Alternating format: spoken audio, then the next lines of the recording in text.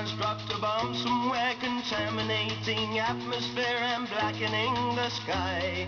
It's Good News Week. Someone's found a way to give the rotting dead a will to live, go on and never die. Have you heard the news? What did it say? Who's won that race? What's the weather like today? It's Good News Week. Families check the need for coal by stimulating birth control. We're wanting less to eat. It's Good News Week. Doctors finding many ways of wrapping brains in metal trays to keep us from the heat.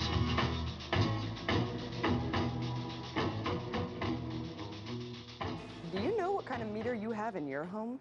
No, this isn't just my nerdy curiosity. This is actually something that you should be considering. Over recent years, there's been a huge push by energy companies working in conjunction with the government to install smart meters. What's a smart meter? Well, it's an electric meter that energy corporations allege will streamline how power consumption is monitored in your home. Check it out. I'm Bob from Woodland, and this is my power. I used to watch my bill only once a month when it came in, and it got so high I thought I was powering the street light out front. Then I got the smart meter. They have a whole lot of little graphs that tell you on an hourly basis how much energy you're using. I show that to the family. I said, do you see this spike? That means a lot of money, so let's bring that spike down. Our family now is trained. We're not using them. Pull the plugs. That's why in my house, I'm known as the energy cop. Energy cop, huh? Sounds terrifying, and actually not too far off from reality. Now get this. Power companies have been sending people to homes across the country to switch out the old analog meters for these brand new all-digital smart meters. Remember that little guy that used to come to your house to measure your energy usage? They'd write it down on a little notepad and then send you a bill at the end of the month. Well, that little guy is out of a job. He's been replaced with smart meters equipped with RF chips, technology that allows power companies to monitor these devices without actually ever coming to your home. So just how smart are they? Well, not only do they rapidly record information by the hour, but they can determine just what type of energy you're using. Think about that for 1 second. It may not seem like too much intrusion, but consider this. Energy corporations will have precise data on your daily routines, when you wash your clothes, when you watch TV, when you leave your home, and when you come back. And if the notion that they know what you're doing and when you're doing it isn't disturbing enough, it gets worse. Because these devices are also capable of controlling, regulating, and even rationing your energy use. Take this for example. You're running your AC during those hot summer months, and the power company decides that you're using just a little too much power. Well, they can take it upon themselves to lower it, regardless of if you're willing to pay more for that extra usage. Another point to consider is what these companies can do with this information. Once they share it with law enforcement, it can, and believe me, it will be used against you. Cops will be able to know just what you're doing at all times in the privacy of your own home. Hey, who needs a telescreen when you have a smart meter? Secondly, these corporations can sell this information about our daily lives for data mining and advertising. It's disturbing on so many levels. Yet, these little surveillance units are being implemented across the country without the public's consent, and in many cases without their knowledge that they're even being installed. And it's leading to an array of problems. Check it out. This is a smart meter. It uses electromagnetic frequency to send DTE information about power use. This gets rid of the need for meter readers and notifies the power company about outages. But some say such meters are making them sick. I couldn't understand why I was feeling so fluish. First, a warning. And so I came back and tried to put my hand in front of him like this. Then a scuffle. And he just kept pushing me away and pushing me away. And what was the guy after? This meter. Yep, an electric meter. He wanted to replace it with the new one like this, a so-called smart meter. Problem was, Thelma Taormina wanted to keep her old one. She had put up warning signs to leave it alone. But the worker wouldn't listen, so Taormina grabbed her gun. Her lights are out. Her electric meter has stopped spinning. But this is not due to a storm or for failing to pay her bill. It's because this self-employed photographer has refused to allow a new smart meter in her home. Result, a lineman pulled up and disconnected her from the grid. Yes, companies are actually threatening to shut off your power if you refuse to allow a smart meter to be installed in your home. Look, guys, it may seem like you don't have a choice in this, but these meters are not mandatory yet. You don't have to subject yourself to unknown health risks or increased utility costs. You most certainly don't have to give up your privacy to private corporations. What you have to do is be bold enough to say no.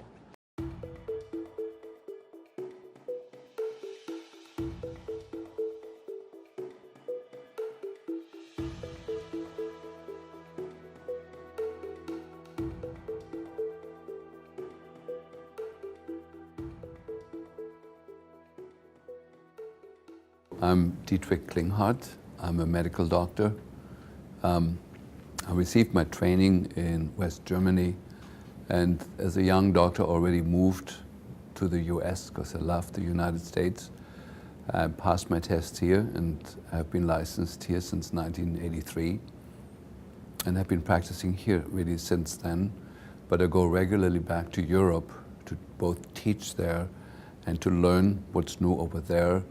And so I'm being like a dual agent, bringing things that I learn here back to Europe and things that I learn in Europe back to here. And I have a practice in Seattle that specializes in the treatment of chronic illness. And we sort of slowly moved up our ranks, me and the doctors that work with me. The average patient that we have has seen 23 other physicians before they've seen us. So we're sort of like, if you want, like a late stage of the journey that patients are on after they've maybe failed or have given up on other treatment modalities.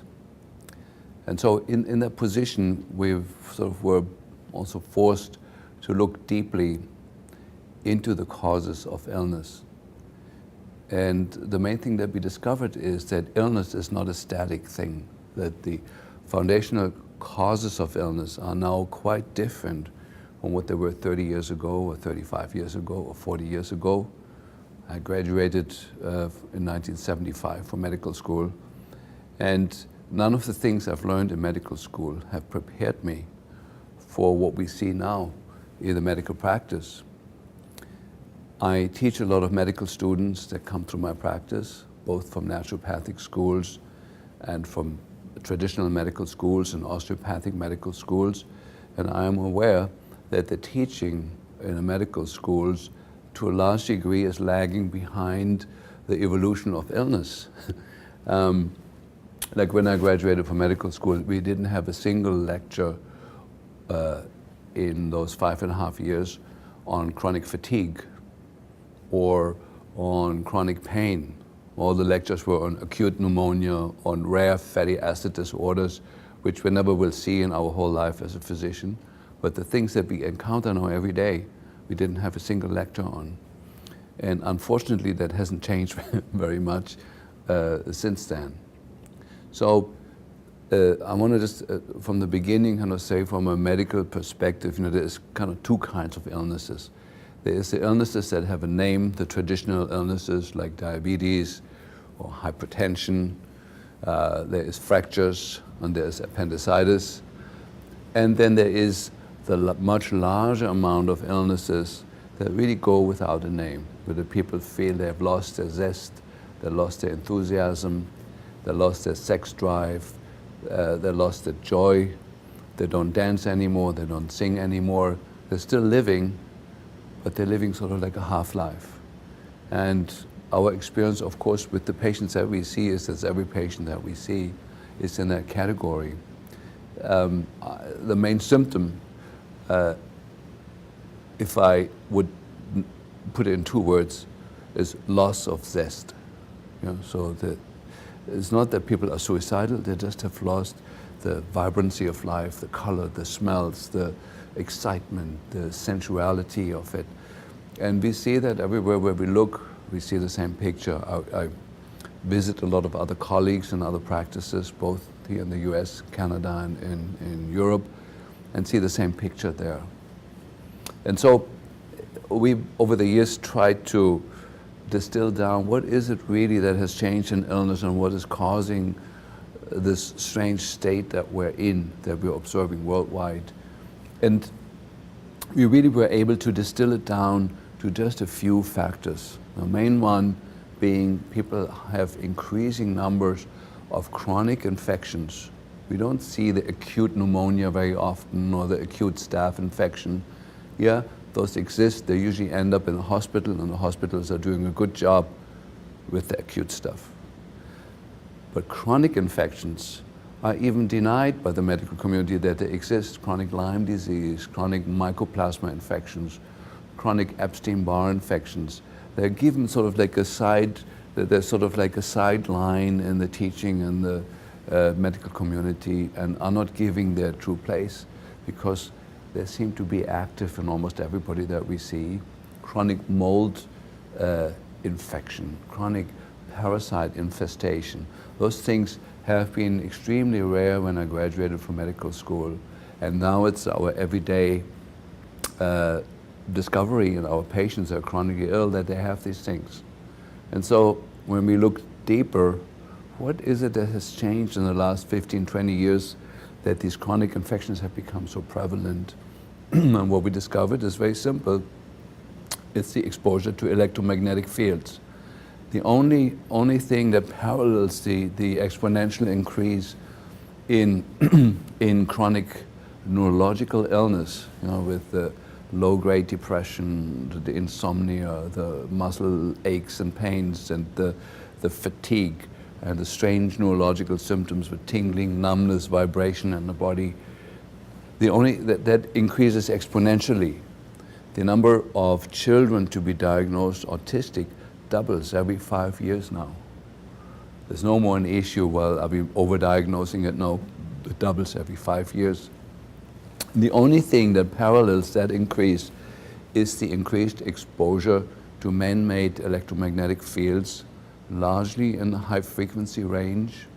There's some exceptions that have also increased, but largely it's the high-frequency range from cell phone radiation, from the Tetra network that the police and other systems are using.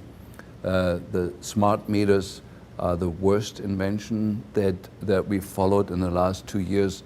There's absolutely devastating consequences that I will share with you. The only development that parallels the exponential increase that we observe in neurological disease is the exponential increase in exposure to man-made electromagnetic fields. So as a scientist, we don't have to look very far, but neurological disease, Parkinson's, MS, ALS, autism, learning disabilities in children, behavioral problem in children, that's all exploding exponentially.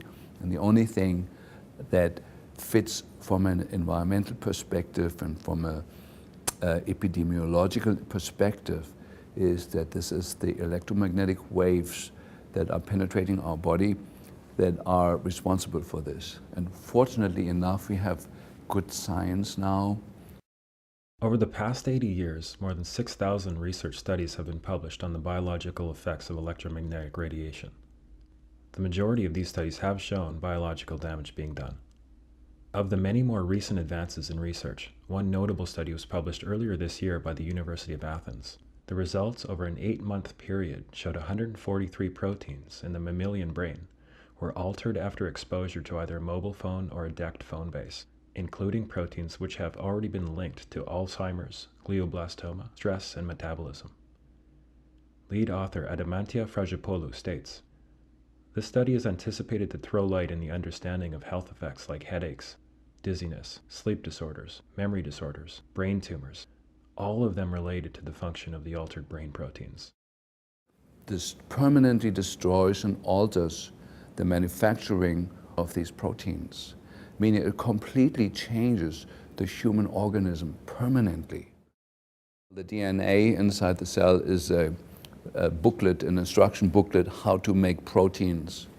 And we have about 120 to 200,000 different proteins that are in the cell or in the cell wall. The receptors, you know, how the cell wall communicates with the outside environment is through proteins. And inside the cell, the manufacturing that each cell does of antibodies, of neuropeptides, of hormones, of cholesterol, of building blocks that the body needs to replace, used up body parts. That's all done by proteins. Even the physical structure of your body changes. We've seen a host of people that had normal body weight for 40 years or 50 years, and suddenly their weight exploded when the phone company put up the cell phone tower 200 yards from their house, not even that close, 300 yards from their house. We've seen cancer rates shoot up the moment the network of cell phone towers was established in the house. We had a co-worker with us who had a son who was very, very sensitive to electromagnetic fields, and she lived here in Seattle, and he couldn't go to school because the schools at the time already had wireless installed in the schools, and he couldn't tolerate it. So she moved to Portland and then couldn't tolerate it there at all. Then moved over to Ashland, which claims itself to be one of the greenest cities in the world.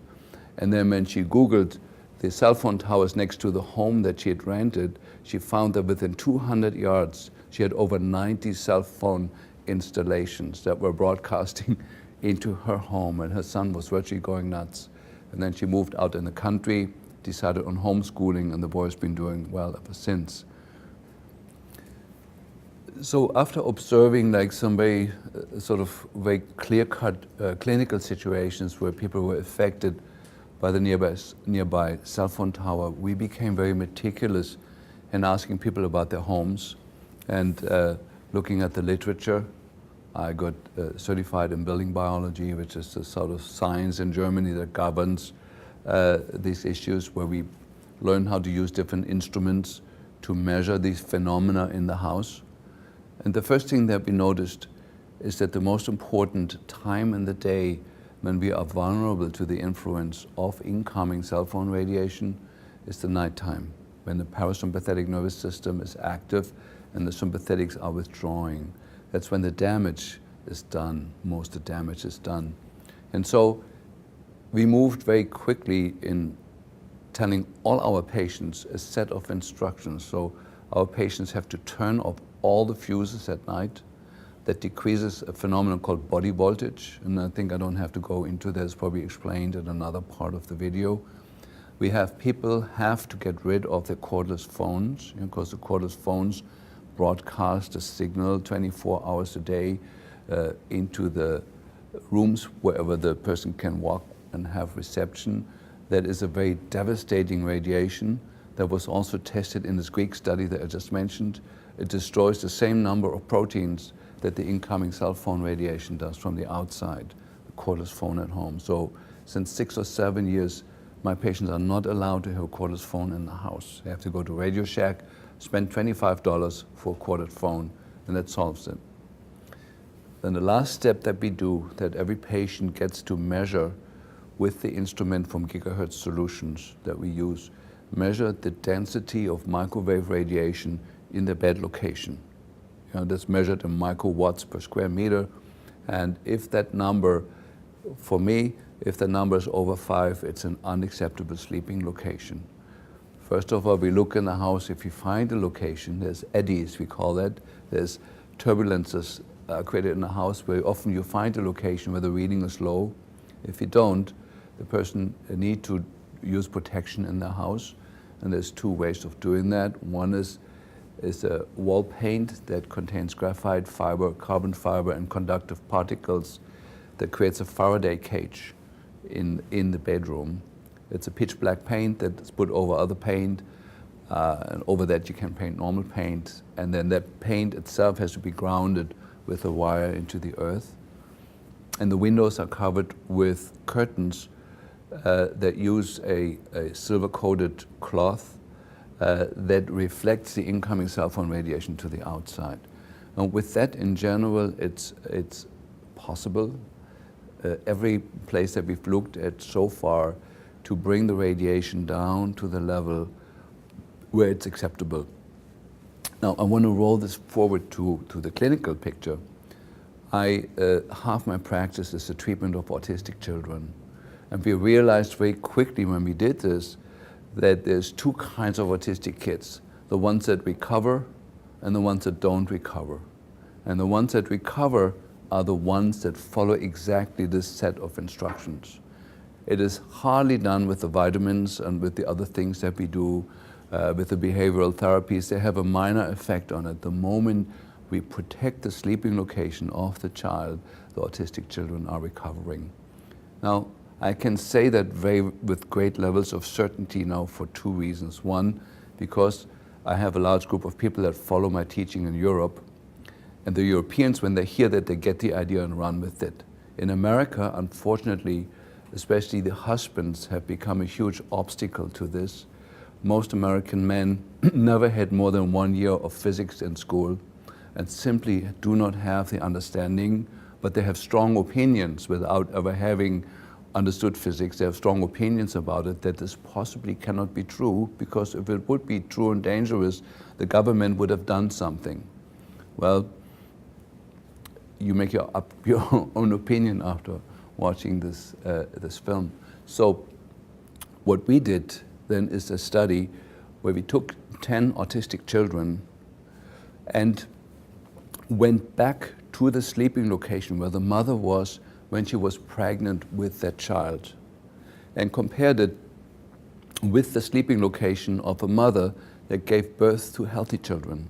We had 10 mothers in that group, 10 mothers in this group, and in the group of the autistic children, we found that the measurements that we got for the microwave exposure in the sleeping location of where the mother was when she was pregnant with her child was elevated compared to the group of children that were normal.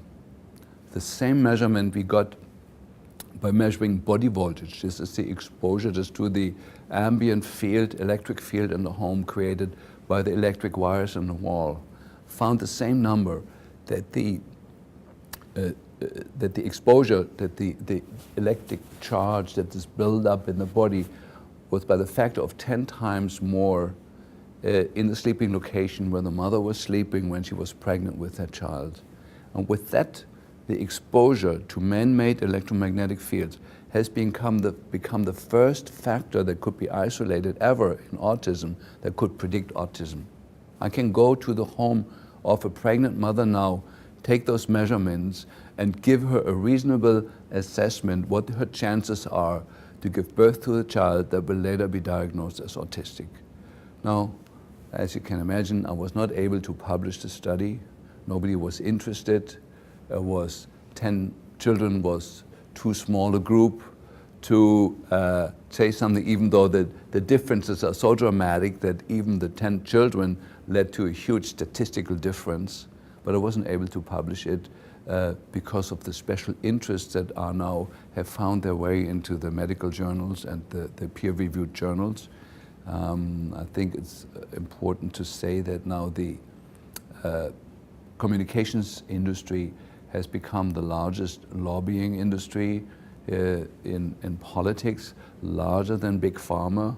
In fact, by a factor of 3 times more powerful than the pharmaceutical industry, which used to be the most powerful arm, bending the decisions in Washington and in all Western governments for that purpose. So we weren't surprised when I wasn't able to publish these data, but it made us even more aware of the fact that we need what is called preconception healthcare. If somebody is planning on becoming pregnant, moms and dads need to know this information, that they have to protect the sleeping location of the mother from these fields that are absolutely tweaking the epigenome and the genes of the fetus that grows in there, predicting that this child will never reach its true genetic potential later in life because these early exposures. So one of the points I'm trying to make here is, if a fetus is exposed to microwave from cell phone radiation or from ambient man-made fields in the house, the fetus is affected by a factor of hundreds times stronger than a grown-up, fully grown-up brain, even though it's not harmless for the grown-up brain, but the damage is somewhat contained. So we have what I call nighttime technologies to protect people, which is the most important time. At nighttime, all the fuses have to be off. That means those fuses also switch off, the breaker switch also switches off the wireless internet. It switches off all telephone support systems. It switches off your alarm systems, which are equally bad.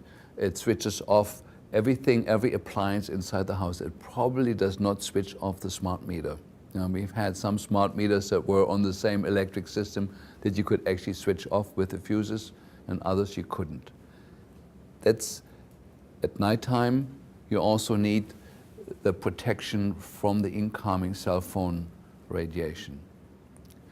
And for my patients, we do the earthing pad, where we carefully test out where we earthing it, where we grounding the wire that comes off that. So that's the most important part for the nighttime. Now then there is daytime technologies. Admittedly, at daytime, most people need the electric system on. So the first thing that we do, we use the Stetzer filters, which have been shown to be effective biologically, that there is less biological stress in the people that are in a room that has the Stetzer filters in the outlets. Stetzer filters reduce the dirty electricity. I know Graham Stetzer has gotten a lot of opposition from that, but Mark de Havers, professor in Canada, has shown very clearly that the Stetzer filter reduce the biological damage that the fields are doing to us. Now, during the daytime, it is not allowed to have cordless phones in the house. That frequency, just to kind of make that point maybe clearer, a German mathematician has calculated the energy delivery. When you have 2 rooms over, you have the little base station for the cordless phone with a little antenna, and you go in the bedroom 2 rooms away. The field strength that you're getting when you're sleeping there is equivalent as if you had a 737 Boeing jet engine running at full speed next to your pillow next to you. The sound and the energetics of it are the same as if you have a silent, quiet, cordless phone in the kitchen. It's absolutely destructive to the human health, and probably amongst all the things that we're discussing, the smart meter is number 1 now in terms of devastation to our system, but the cordless phone is number 2. It's worse than the incoming cell phone tower radiation. And so daytime technology, people are not allowed to have wireless internet in the house. It is a huge source of electropollution and of high frequency fields. They're not allowed to have a cordless phone. We're paying careful attention now to the energy saving light bulbs. They also give off high frequency radiation that's devastating to the health. So my patients have to go back to use the traditional incandescent light bulbs, which are now available on the internet as heat lamps. But they're the same light bulbs, they just become instantly more expensive because they're now a rare item. Or they have to pay more money and get LED lights into the house. But as a daytime technology, the new energy-saving light bulbs, the compact fluorescent lights, are a completely unacceptable technology. It gives off both high-frequency wavelengths that are devastating to the brain, plus it's mercury vapor-based, and the frequency of mercury piggybacks on the light and makes people toxic and mobilizes toxins in the body that are then swishing around, finding, the body stores mercury and other toxins in places where it causes the least damage. The compact fluorescents stir that up, the mercury gets displaced now into the brain, into the spinal cord, into the hormone-producing glands, and it's devastating. So daytime technology, no wireless inside the house, go back to broadband. No cordless phones, go back to corded phones. Or there is one type of phone that you can buy that is innocent. It's just much more expensive. And no compact fluorescent lights in the house. That's a good start for most people.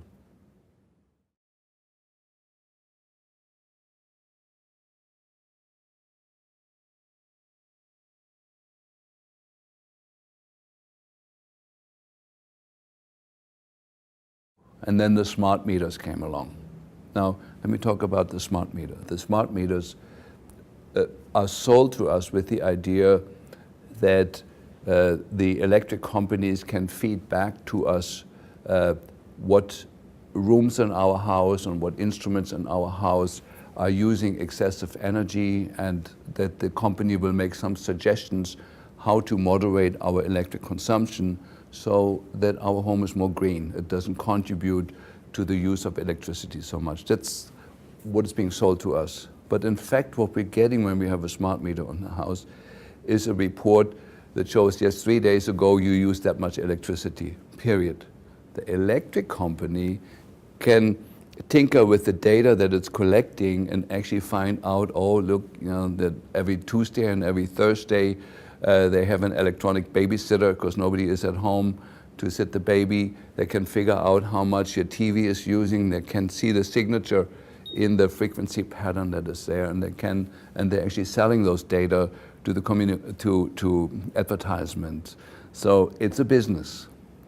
It's a business that does not serve currently the way it's practiced at all the reduction of energy usage. Now, the smart meter sends an impulse, microwave impulse at 900 megahertz,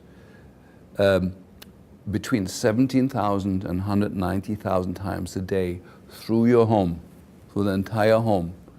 And that radiation can be over 600-fold, we measured it, of even by the EPA.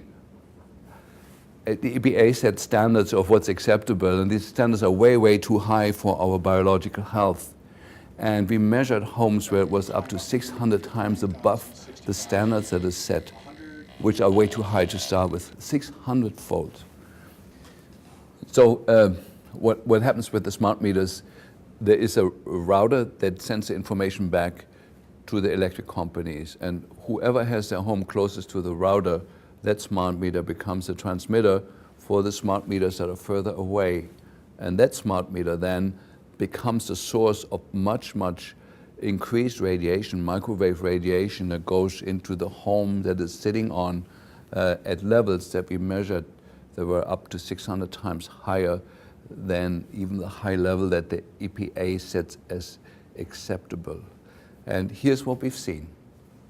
One of my patients, a good friend of us, had a husband with Parkinson's disease who was doing okay for many years. The smart meter was installed. Within weeks, the patient has a dramatic downturn in brain function. He was no longer able to walk, and 6 months later, he died. My patient, who had recovered from Lyme disease 10 years ago and was in very stable, good health, the moment a smart meter was installed, her health went down, and she can no longer sleep any night. She has a constant feeling of vibration in the body. She feels like she's losing her mind, and she had to evacuate her home to save her life.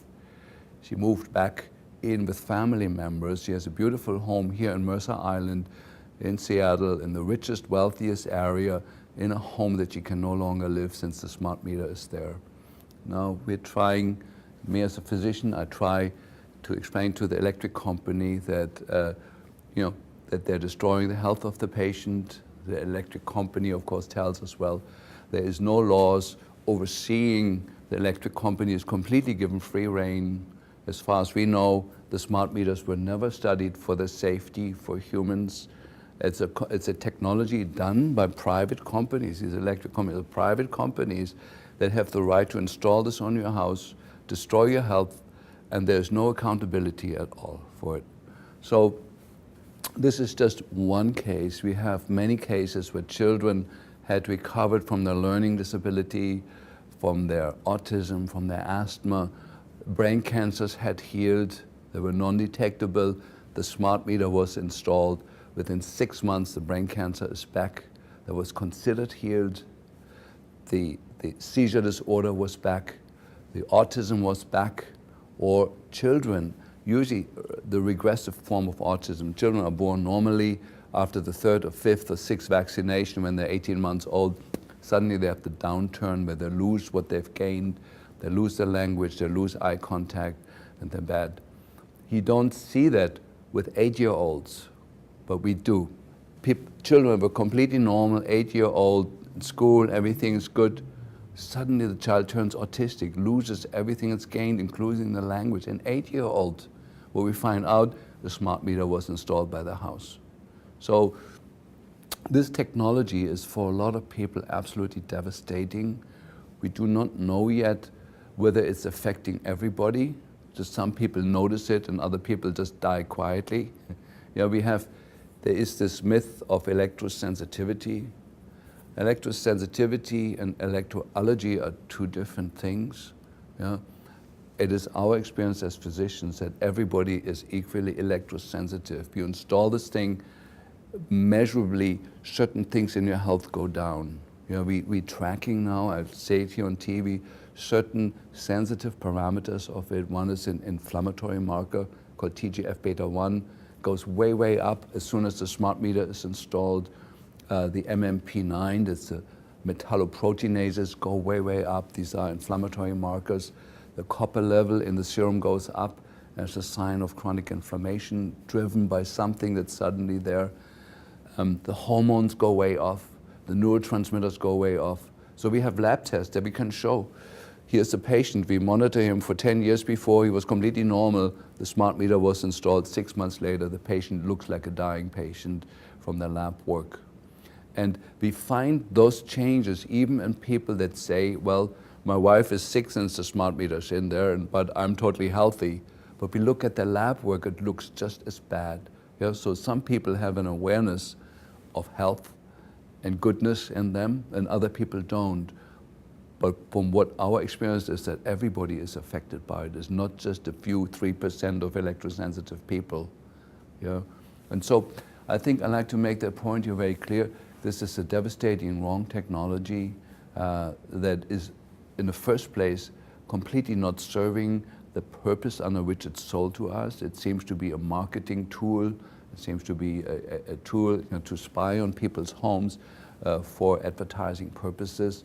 We do not see any positive outcome that anybody has been informed of. Yes, every time your swimming pool goes on, your electric consumption goes up threefold. There's not the information that the patients get. They just get the general, yes, on Friday you use that much electricity, that's all you can get, but it doesn't give you any of the detail you need to actually be constructive to reduce your electric consumption. It's not serving that purpose, but it is destroying the health of a lot of people. And of course, for me, the main people that are affected by it is the children, and amongst the children, the unborn children and the fetus. The womb concentrates electromagnetic radiation multiple-fold above what is measured on the outside of the woman's body. It concentrates the information, the concentration of microwave per square meter of the measurement that we do is concentrated on the inside of the womb. The studies are out on this, and it's devastating what's coming up towards us. So what's the solution? I give you a few things that people have tried. So one is the legal letter that is passed around on the internet that we've tried with the electric companies. There was one positive response where it was deinstalled, several failures. We tried to shield the smart meter towards the house, that we put lead lining against the house wall, where between the wall of the house and the smart meter, to deflect it from the house. Usually the consequence is that within a few weeks the electric company says, listen, we're not getting proper readings on your house, we need you to come and look up what's wrong. So there's then a game of hide and seek, where you remove the protection before they come, if you know when they're coming, and then you put it back on. My friends in Germany have found a $20 solution to it, since the smart meter is usually installed outside the home. My German friends have used what I call the German method. They bought a big axe and smashed the thing. Because it's on the outside of the house, nobody can prove that it was somebody who lives in the house, and people say, we're terribly sorry, but somebody's doing this, and then as soon as it's reinstalled, they do it again. And the golden rule over there is with the electric companies, if it's done 3 times, they go back to the old system, to not lose the information or the money. And so I don't know currently technically if there's a better solution out. We are trying as physicians to inform the electric companies, assuming that they themselves don't know this information, that since the smart meter is installed, our patients have high blood pressure peaks. Erratic high blood pressure is the most common symptom that we see. and irregularity of the heart rate, of the pulse. Those are the first warning signs before the nervous system goes completely off. And so we're writing letters to the electric company and try the peaceful warrior way first, which has worked in some cases and not in others. And so then there's these other stages that we have tried.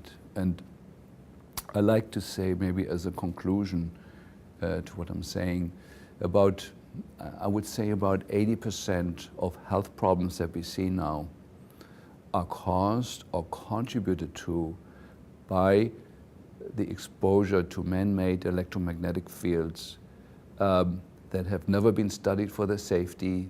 In fact, all the studies that were done, that were correctly done, show they're not safe. There is frequency bands in the electromagnetic spectrum that could be used in intelligent ways without harming us.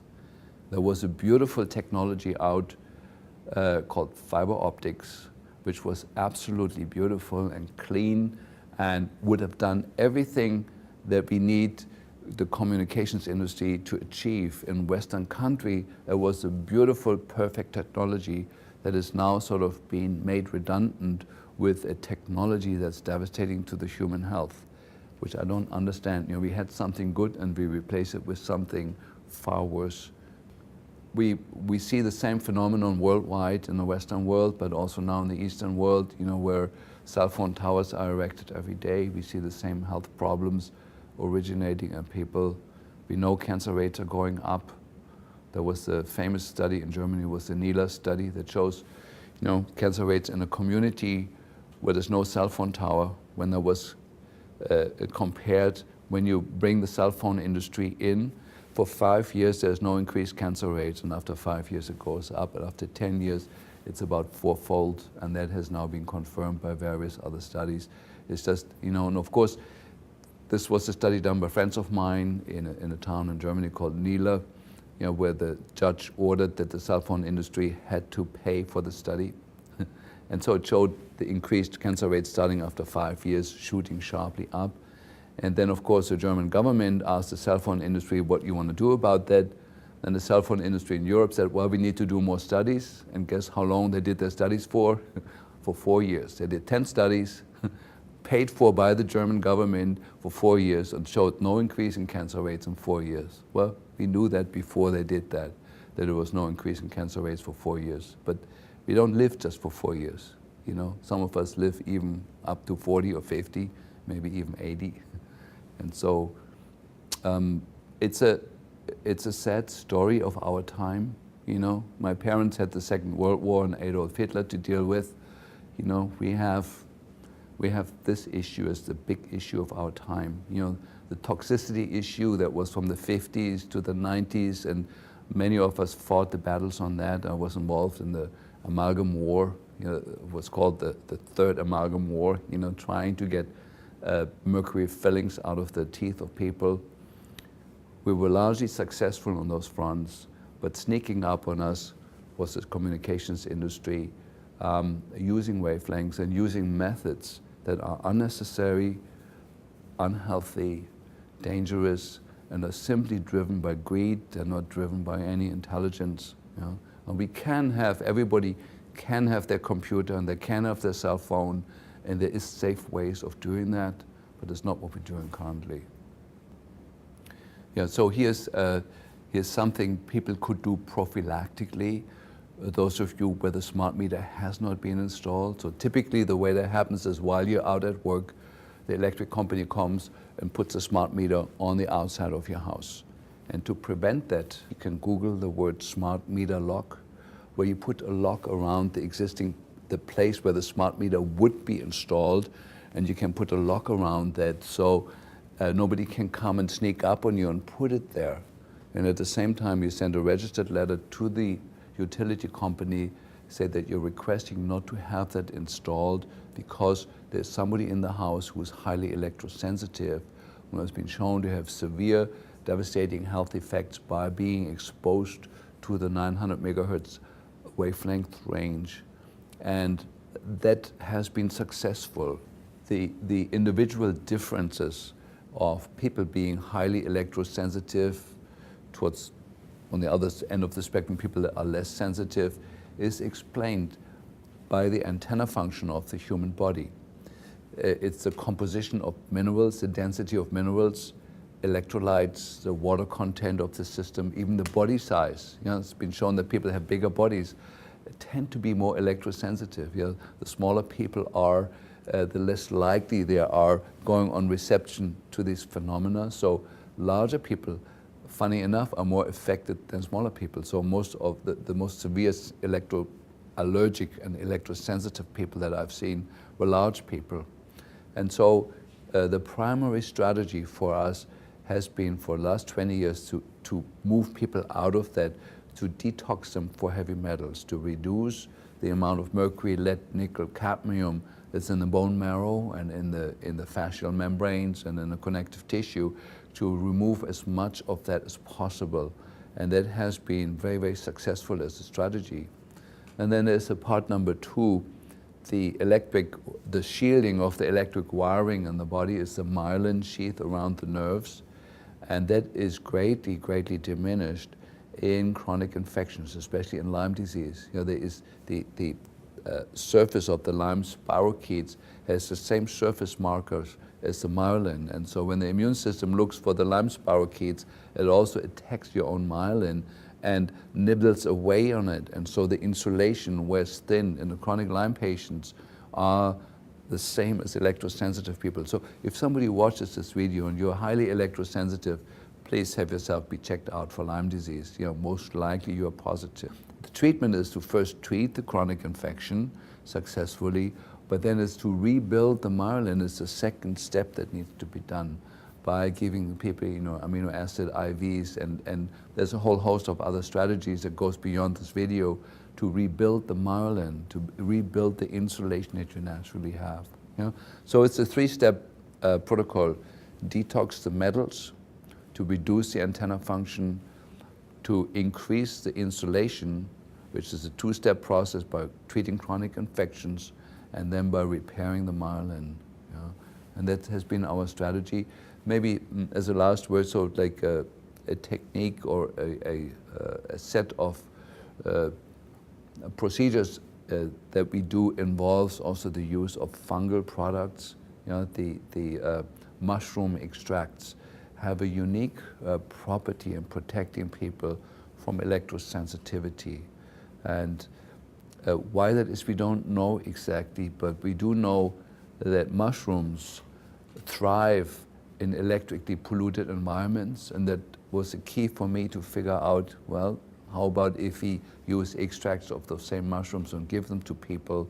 And it's found to be a very, very successful strategy. You know, maitake, shiitake, all the well-known healing mushrooms have a unique place in creating some increased ability to tolerate electromagnetic fields in people.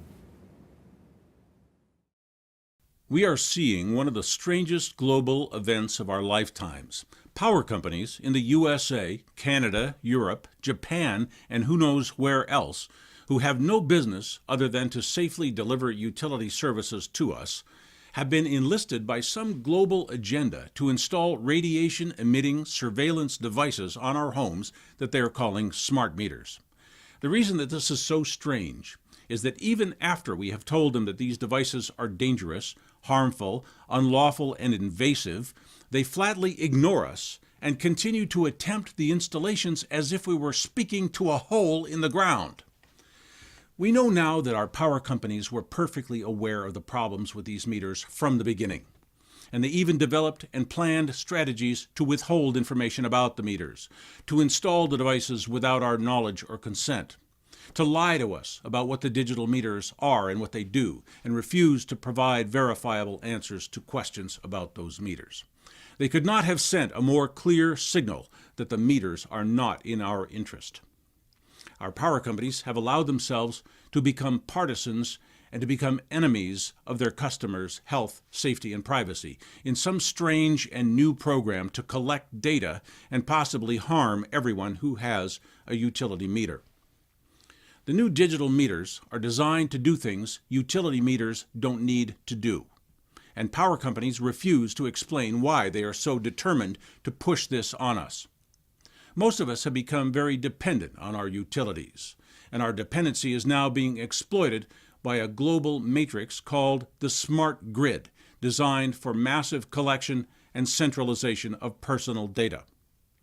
Because this smart grid program operates largely in secret, there are many theories emerging and being explored. This is not limited to just your power company or even your country. It's clearly coordinated internationally.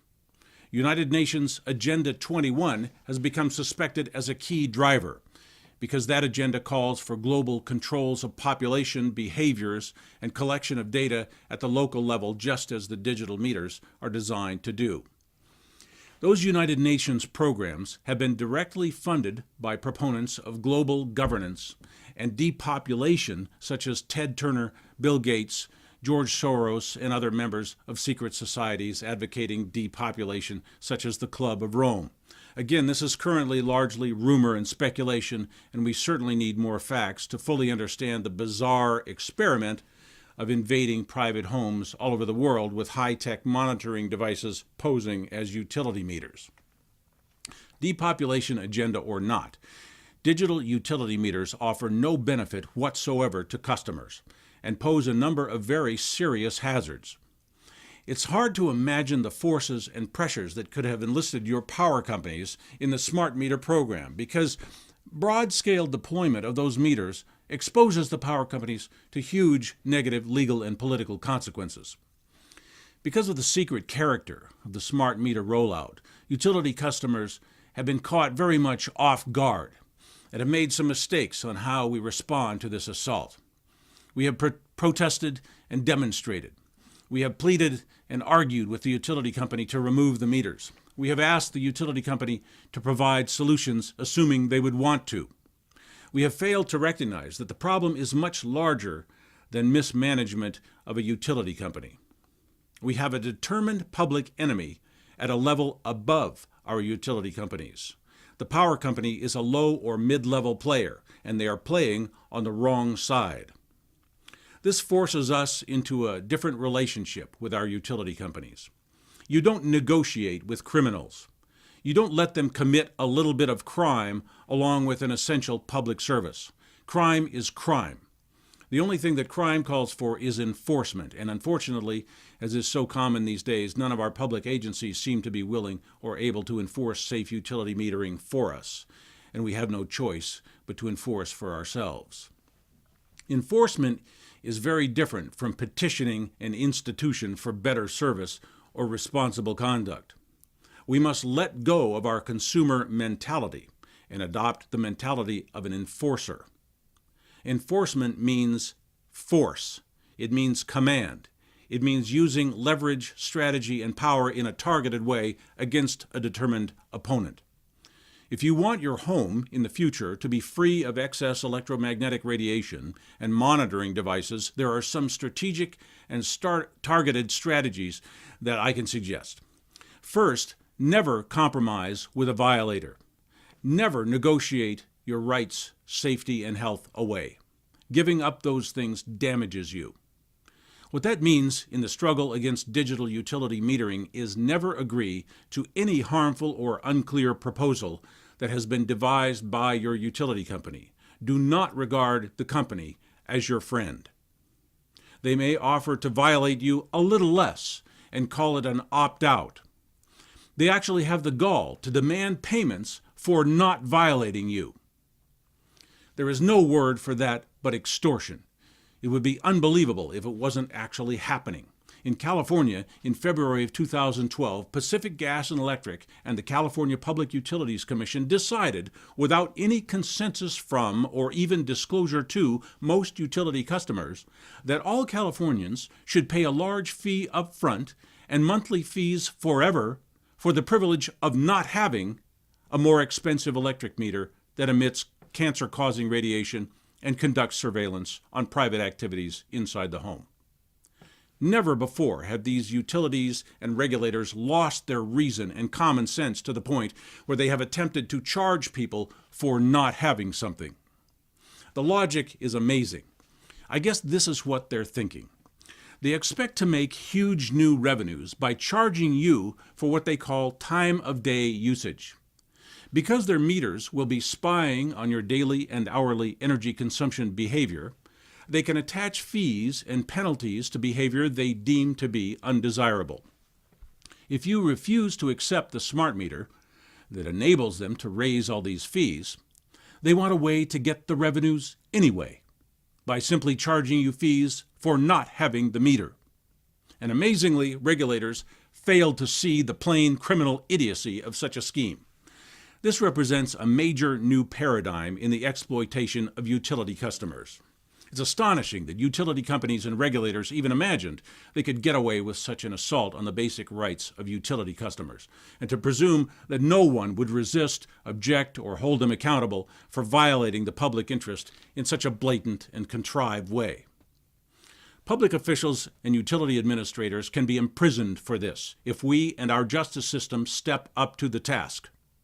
So that's the first strategy. Never accept any shady, half-criminal opt-out offer from your power company. The next strategy is even more powerful. Basically, it is collecting evidence. Evidence is what wins in a legal conflict. Many people are experiencing sudden and unusual health problems, going on for weeks or months, only to realize they started on the day the smart meter was installed. If a digital meter is ever installed on your home or workplace, keep a diary of all the changes in the occupant's health from the day that meter is installed. Write down the time, the day, the name of the victim, and the description of the symptoms or problems. Just from doing a few videos on smart meters, I've received many dozens of calls from people with horror stories about their digital meters. The story usually goes something like this. My kids and I were getting sick. The doctors couldn't figure out what was causing it. Then we realized it all started at the same time they installed our smart meter. Headaches, nausea, insomnia, lack of concentration, heart palpitations, mood swings, depression, confusion, poor performance at work or school, sick days, lost jobs, family dysfunctions and conflicts, disintegrating relationships. These are all things that should be written down and described with time and date. You'll find that you'll have a powerful legal device there. You can bring that as a sworn statement before your utility company or a court, and they will have no way to dispute or rebut that with first-hand knowledge. You have just created compelling and prevailing evidence in any legal contest. It's more important than you may know. Without that diary, you have little or no recourse against the costs to your health and your family that a digital utility meter may cause. Simply having that record gives you the legal power and advantage to leverage the future your way and to defeat the violator, the power company who thinks it doesn't have to listen and respond to your demand for safety, health, and privacy. The public is awakening to this issue. Our opinions and our voices are changing the political equation in the digital meter invasion. But this is no small program, and we will have to be heard. All of us will have to be heard if we wish to protect our health, safety, and privacy. That's the strategy for now. Refuse the installations, refuse the opt-outs, and keep records of any problems the digital meters are causing you. Those are the best protections we can have right now that I could think of. In an odd way, this digital meter problem is a helpful signal. It is clear now that we need to take action to get electromagnetic radiation and institutional surveillance out of our lives. And global and then after that, we've got to stabilize the population. When I was born, there were so what's wrong with the population? I mean, with too many people. That's why we have global warming. We have global warming because too many people are using too much stuff. But if there were less people, they'd be using less stuff.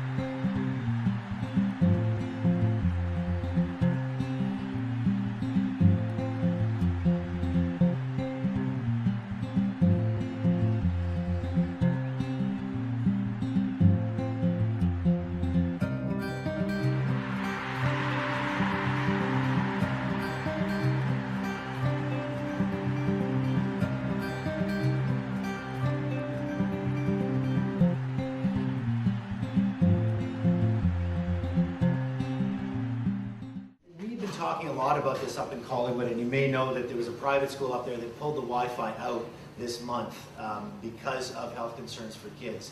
And the reason is we were at a kindergarten tea, you know, the cutest thing in the world. And my wife said, oh my God, I'm getting this headache like I do whenever you're on your cell phone in the car. Now I'm getting nauseous, now I'm getting, I think I'm going to faint. And she asked the principal, do you guys have Wi-Fi in this school? And she said, yeah, there's a transmitter right above your head. And she said, geez, I think I'm reacting to it. It was a severe reaction. And she said, you know, do they need this in the kindergarten class? She said, no. Do they need it in the grade 1, the 2? Oh, she said, there are 9 computers in the grade 8. And other than that, they're not using it in the school. So she said, we could actually turn off 8 of these 9 transmitters. And I said, boy, that would make a big difference, you know. And then it all made sense. It was all logical. They were going to do that. And then the school board got involved because they had the switch. And they said, no, we will not turn off those transmitters. They sent us a letter and said, you're welcome to work this out at your own school. And they secretly sent another email to the principal saying, do not do business with these people. Do not turn off the Wi-Fi. And we thought, well, that's really odd for them to be behaving in this duplicitous way. And we talked to their parents about it, and they said, well, you know, what could the symptoms be? And we said, well, you know, we've read nausea, headaches, vertigo, dizziness, or skin rashes, rapid racing heart. And they're, one by one, they would go slack-jawed and say, you've just explained the last 18 months of my life. We've first had to put them at the front of the class and then the back of the class because their eyes were always blurry and they were getting headaches. We went to the eye doctor, their eyes are perfect. We went to the neurologist, they checked out. They had an MRI, they're okay. Now they've been on a heart monitor. There were 4 kids in our school wearing 24-hour heart monitors to school. There were kids who were coming home with headaches every day and taking 3 and 4 ibuprofen or Tylenol or Advil.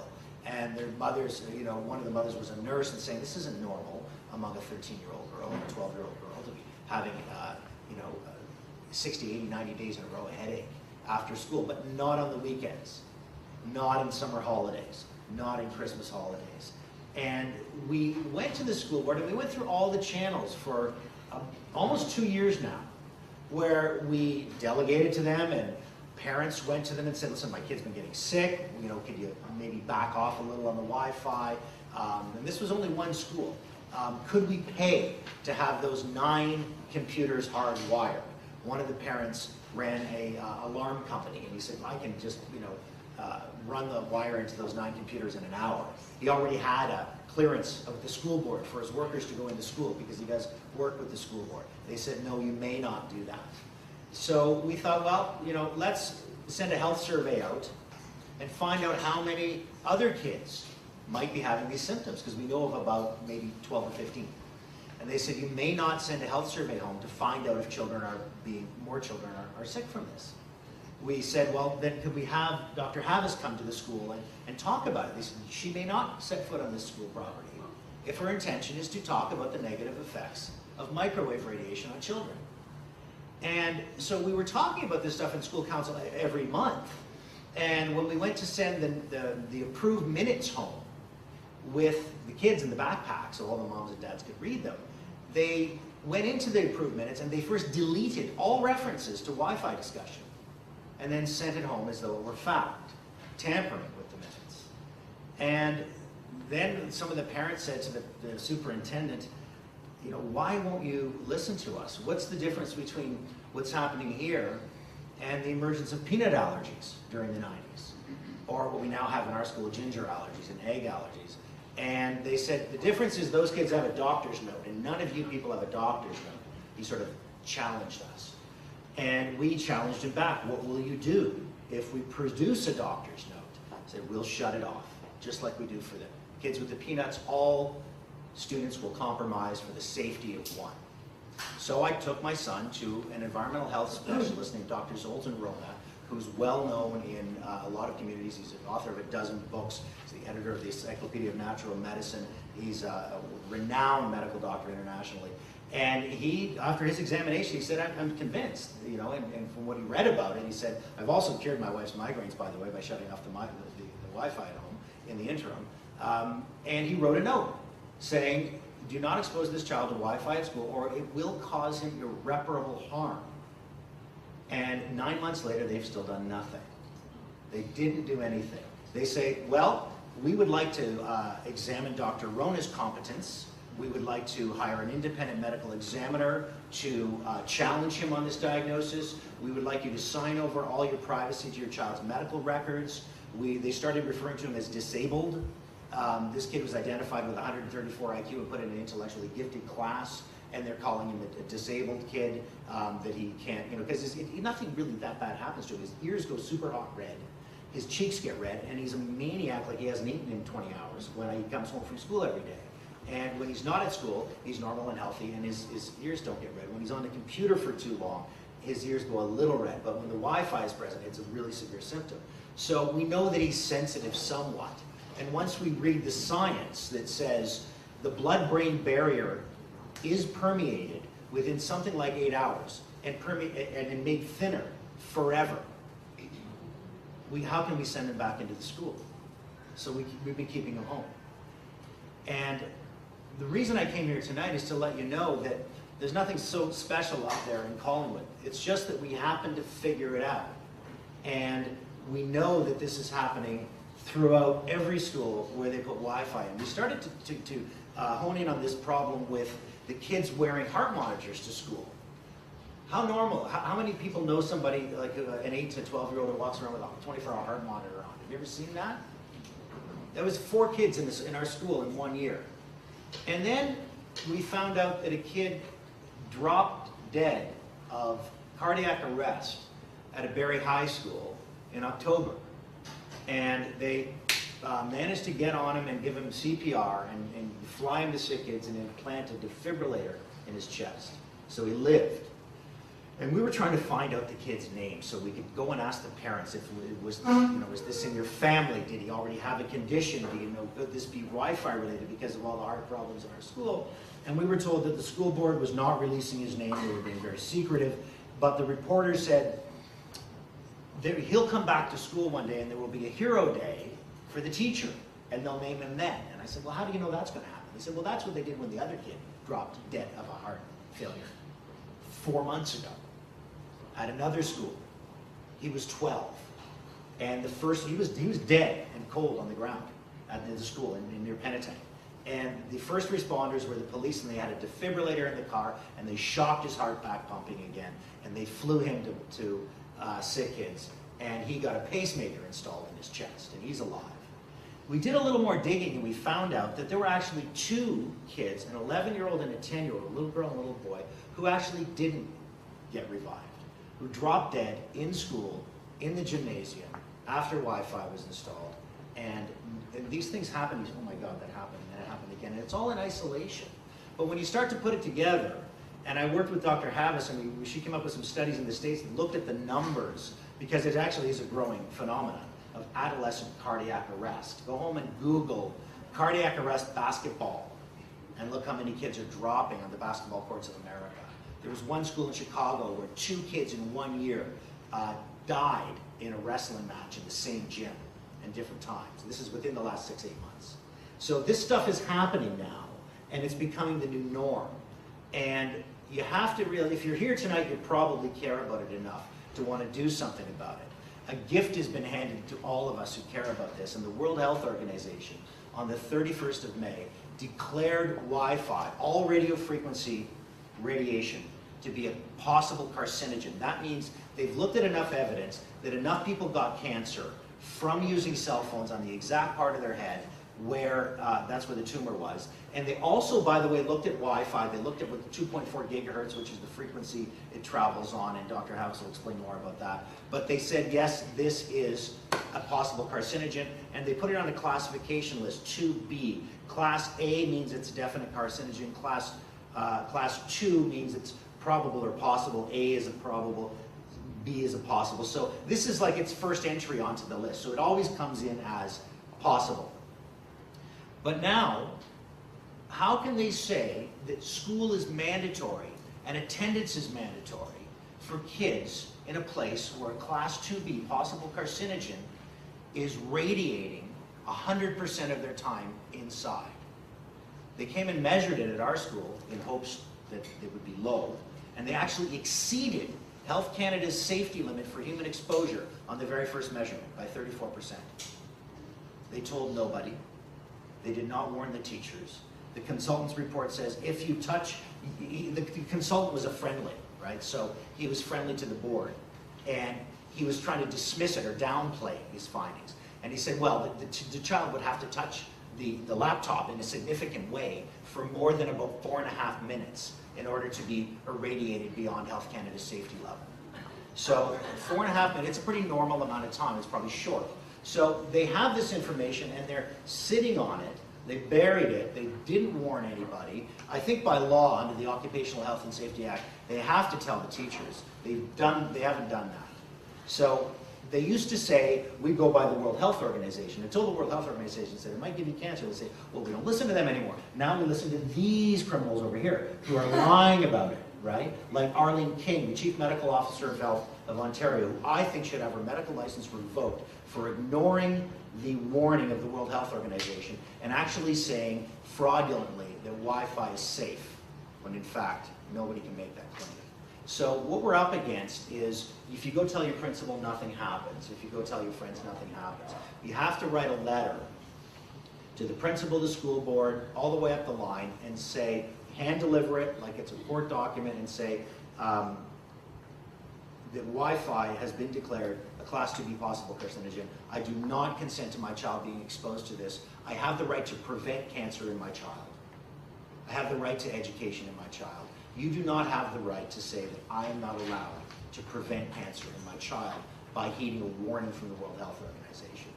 And the funny thing is, it's so dead easy to turn this thing off.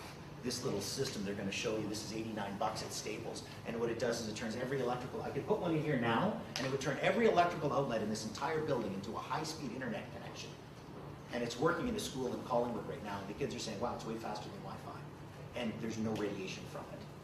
So it's so easy to do. This is at Staples and Walmart and Future Shop and Best Buy, and you know, it's ridiculously easy to do. And they have no excuse, and they have no right to expose our children to this when the evidence is so overwhelmingly powerful and the warnings are coming from the World Health Organization. So I just wanted to prime you with that, and I wanted to show you a little video if I could. And you've got it. She's so fast with this stuff. These are kids and parents from my school. We showed this to the school board. Hi, I'm Austin Lamont, and I'm 14 years old. I go to Mountain View School. I've been suffering weird headaches and dizziness and displacement. Like, it feels like my head is, like there's a lot of pressure in my head and it's like repulsing like this. And I just feel like displaced, and when I'm not there, nothing happens, so. And like, I get really like weak. And like it's hard to hold a pencil too, and I can't think straight. Starting this year at Mountain View, I've been getting a lot of headaches and it's been making me really dizzy, and like it feels like I can't concentrate and you feel like you're not really there. It's hard to explain. The thing that would concern us was that she always got better when she got home, and we couldn't figure out what was going on. We got our eyes checked and found out that wasn't it. And actually had everything checked and found out that wasn't it.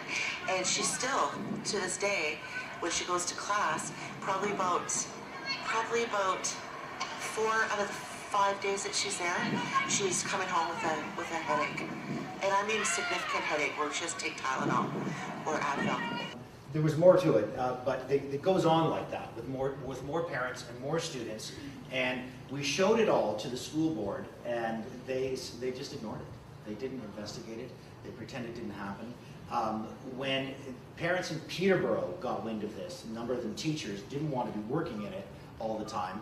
They took it to the school board. Again, Dr. Havis came this time, and she spoke to them and gave them all the science. The Royal Society of Canada's showed that it permeates the blood-brain barrier after only a few hours, and that can never change. And what that is, by the way, is that's the thing that God put there to keep your brain fluid out of your bloodstream and your bloodstream out of your brain fluid. And that gets thinner when you're exposed to this stuff, and it never thickens again.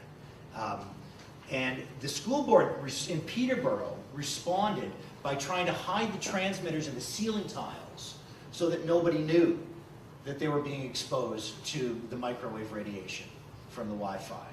And So now they're being denied their basic right to know that they're being exposed to a Class 2B carcinogen. So this is how school boards are behaving and will behave more than likely en masse, with the exception of one.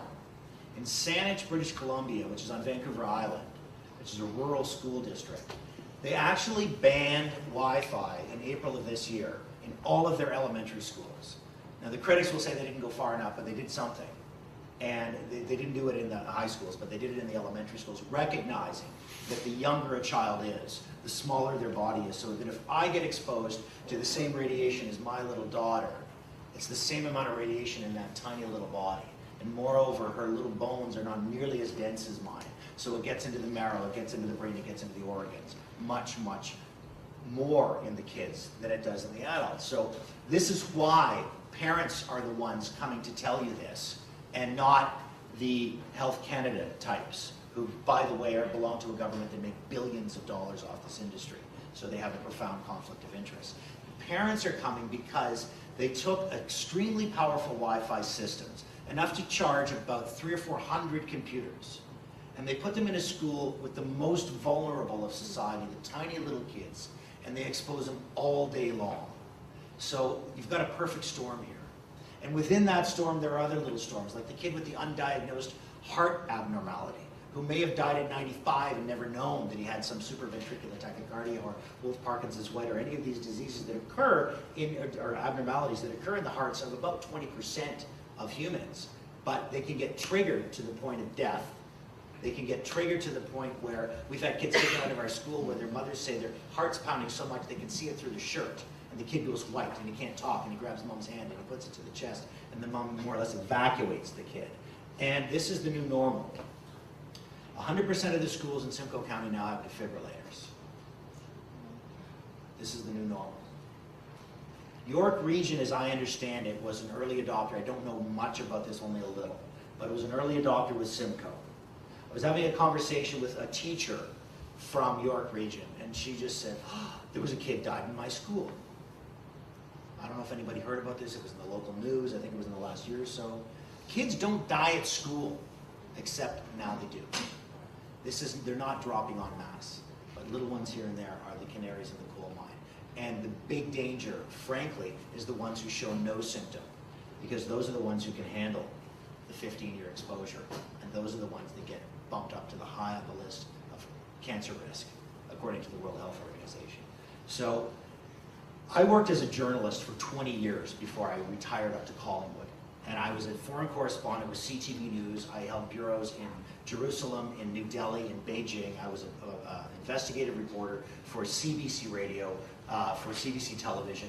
And I used to find stories like this and really go for it, and expose it. I retired from all that, and then I went up to Collingwood, where it was going to be a lot sleepier for me, not so many terrorists and gunshots. And I wind up in the middle of what I think is the biggest story affecting our society today, the irradiation of a generation of Canadian children. And it's not going to stop because the government's going to realize they're wrong and we're right. It's only going to stop because meetings like this go out, and if every one of you get 10 more people, and you start writing those letters that say, quite rightfully, I don't consent to my child being exposed to a Class 2B carcinogen in school. Stop it tomorrow. And keep them home. I kept my kids home for a year. And then this private school took them out and we put them in. But I still want them to have their public school back. So I'm going to hand it over to Dr. Havis now, who I should point out, if you haven't heard of her, she talks a lot about this because she teaches about it. She's one of the few professors in all of Canada who actually teach courses on this, on the effects of electrical radiation, and not just Wi-Fi in schools. It's a small part of her knowledge base on this. She lectures internationally. She's in demand among medical doctors. I have seen her hold the attention of a room of the top leading edge medical doctors in North America, all listening to what she has to say about this quite attentively and taking notes. A lot of the push in the medical profession is coming from doctors who got sick, because their training didn't train them to think that we're right about this until they get sick themselves, and none of their medicine can make them well again, and then they come on side. Dr. Havis has a long career of figuring stuff out before the rest of us. She figured out acid rain in the early 70s, and went to the high Arctic to prove with natural sulfuric vents that affect the clouds and get into the entire water cycle that there will be entire vegetative and animal destruction if you continue acid rain down here in southern Ontario. And the science that she published eventually led to international legislation by the US and Canada under Mulroney and Reagan to stop acid rain and curb pollution for all of North America. So she's used to waiting, 10 years until we all figure it out. But in this case, I'm not so patient because my kids are affected and all of your kids are affected. And she's, here she is now to tell us about what she knows about that. First of all, I would like to thank everyone for spending the Thursday evening with us here to learn about Wi-Fi and some of the hazards that children are exposed to in the school environment. I'm very passionate about this. I've been working on it since the early 1990s. With acid rain, it took us about 10 to 15 years to get clean air legislation, and it's going to take us a lot longer than that. And part of the reason is we're up against a very powerful wireless industry that's making billions of dollars by selling this kind of technology. And they're lobbying the government just as individuals are lobbying the government. And they have a lot more money than we have, and they have a lot more lawyers. And they can buy medical doctors, and they can buy scientists to produce the type of studies that they want, showing that there's absolutely no effect of this radiation. So if anything, this is very much a David and Goliath. And on the side of David are parents and teachers and the occasional doctor who gets it and the occasional lawyer who isn't afraid of standing up against a very powerful industry. And the individuals around here who have either become ill or know of someone who has, and they want to make a difference. Now today I'm going to focus my talk entirely on Wi-Fi in schools and some of the research behind it, because I think if you understand what the research is showing, then it's very difficult for someone to come along and to push you off your center. If you really understand the science behind it, what's influencing policy, then you can stand up, and when statements are put out there, they're simply false, they're not true, then you can begin to counter them. And the more people who understand this and are willing to say something about it, I think the better it is for society, and the sooner we will get change. I have absolutely no concern or that we're not going to have change in this. Actually, the faster the technology comes on, the more people who become ill, the faster change will happen, because you'll be able to put the cause-effect together. Before I talk about this, Trish came up to me earlier, just before the talk, and she has an announcement or something to share with you. And I think there are so many areas where we're fighting this, whether it's smart meters on homes, whether it's cell towers in your community, and she wants to share a success story. So I'm going to just ask her to share your story with us, and then I'll start my presentation. I was a high school principal, retired, and I didn't know all this, and that scares the shit out of me, because I was the one who'd sign, yes, we can do this, yes, we can do that. Believe me, I would not be signing for Wi-Fi in my school now. I have 7 grandchildren, and this also is scaring me. You talk about David and Goliath. Doug at the back in the wheelchair, Janet and myself and a few other neighbors got really concerned when Bell decided to put a 164.7-foot tower in the field right behind my house. By law, Bell only had to notify 3 of us, 3 neighbors. That is the law, Industry Canada, federal government. The 3 of us got together. We were so angry and upset, we got the neighborhood rallied. In any situation when you're David going after a Goliath, get people rallied and go after the bad guy, in this case Bell, on as many fronts as you possibly could. We found 4 areas we went after them. We talked about the environment. I wrote them down. We talked about the environment. We talked about health effects. Look at her website, because it's hilarious. It's serious, but the first image I saw, there was a naked man, really cute naked man, sitting with an Apple laptop on his knee. And basically, the message is, do you want to have children? Do you want to be safe? Because you're doing a lot of harm to yourself. So you can win. We won with Bell. Now the issue is, Bell's not going to go away. They're going to try and find a neighbor down the next side road who will take it. But believe me, if we find out about that, we're going to take all the research that we have done and we're going to deliver it to that group of people and hope that they have the courage to tackle it. If I were a parent right now, September 30th is the day when the school boards get their money. The number of students in the school, September 30th, it determines the grant money. What if all the parents took their kids out of the school? There'd be no grant money for the schools, would there? You can win, and we did, and thank you for the chance. Oh, thank you. Try to see this 62-minute documentary called Full Signal. It convinced our neighbors that there really is an issue here. I'm sure you've seen it. It's a wonderful. And guess what? We made the front page of the Alliston Herald because we won. Thank you. Thank you very much, Trish, for sharing that. So we can win, and there's all sorts of examples where people have won within their communities, but the more information you have, the more success we will have in this. Today I'm going to talk about the hazards of Wi-Fi in our schools. And this was on the flyer that went out. And it was Barb Payne at the back, raise your hand, Barb, who was the one who actually designed this. And I thought it was kind of entertaining. So here we've got a head of someone in a microwave oven. And here we have a wireless router. And it says, but you wouldn't allow this for even 1 second, putting a head in a microwave oven. But it's okay to allow these microwaves for 6 or 7 hours day after day. Well, I'm going to go over, if I can, the difference between Wi-Fi and microwave ovens. And the first thing we want to find out is what do they have in common and how do they differ? We're all familiar with the microwave oven, but some of us might not be that familiar with wireless routers. Well, first of all, what are microwaves? Microwaves are part of the electromagnetic spectrum that you can see here. And they have different frequencies. So you've got very low frequency down there and very high frequency up here. And by frequency, we're simply talking about the number of cycles, the number of waves per second that are being generated. Part of this is called extremely low frequency radiation. Part of this is called ionizing radiation. And part of the spectrum is called radio frequency radiation. And within the radio frequency radiation, there's a segment that we call microwaves. So microwaves are radio frequencies. And interestingly enough, you can see here we've got a cell phone and we've got a radar antenna that fall within the microwave band of the spectrum. The World Health Organization recognizes that ionizing radiation is carcinogenic. It also recognizes that extremely low frequency and radio frequency radiation is a possible human carcinogen. And as Rodney mentioned, this particular classification just came out of May of this year, May 31st of this year.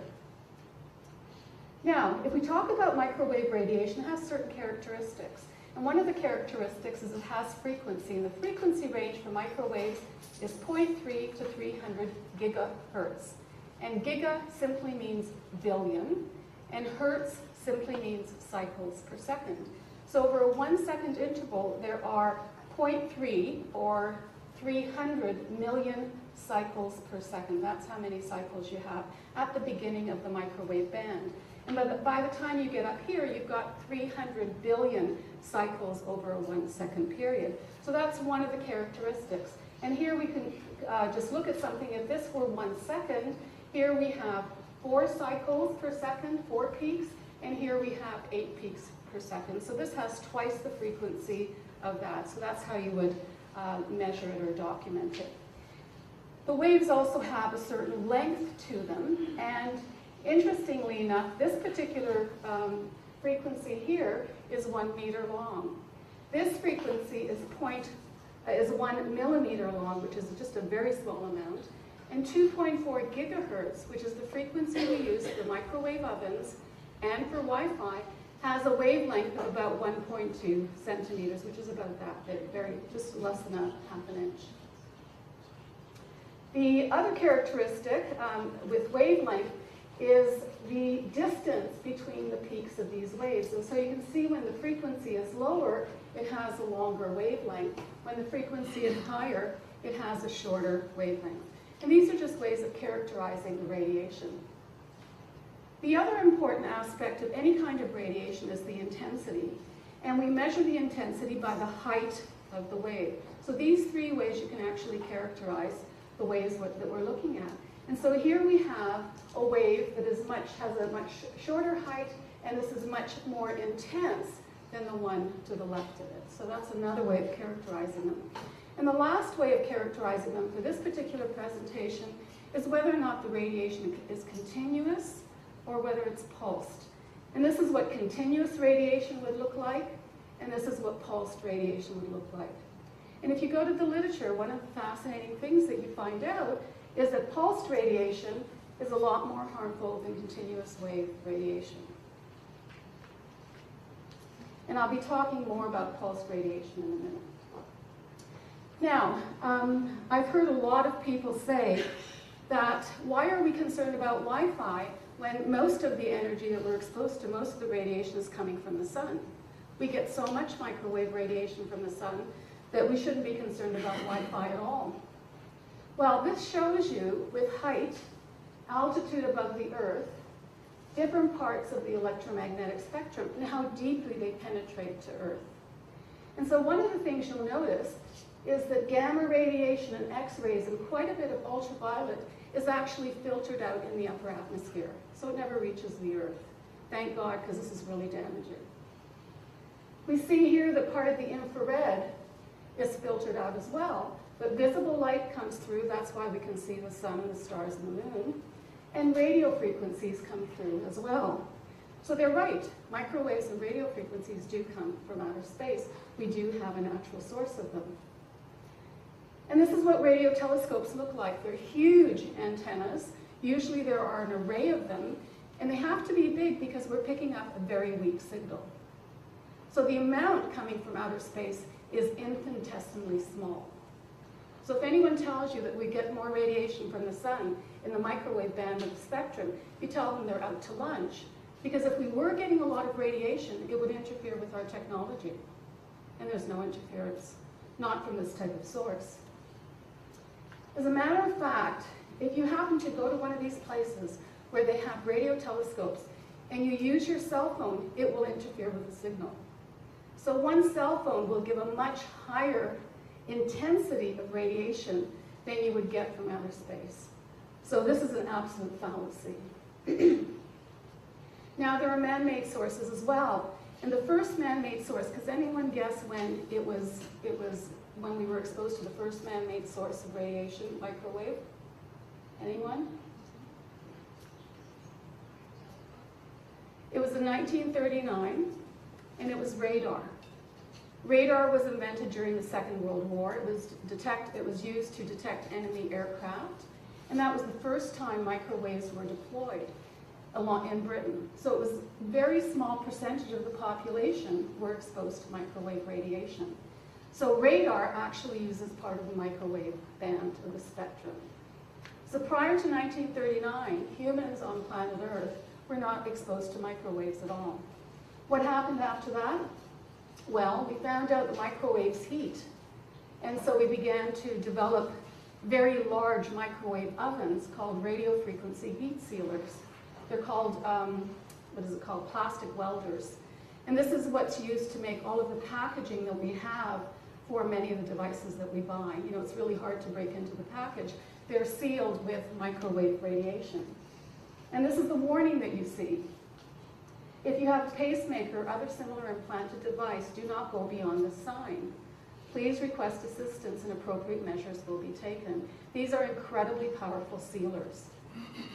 The next thing we were exposed to were microwave ovens. I remember my father getting one when I was quite young. And it was all exciting that you could actually heat a potato in 5 minutes. You didn't have to bake it in the oven for an hour.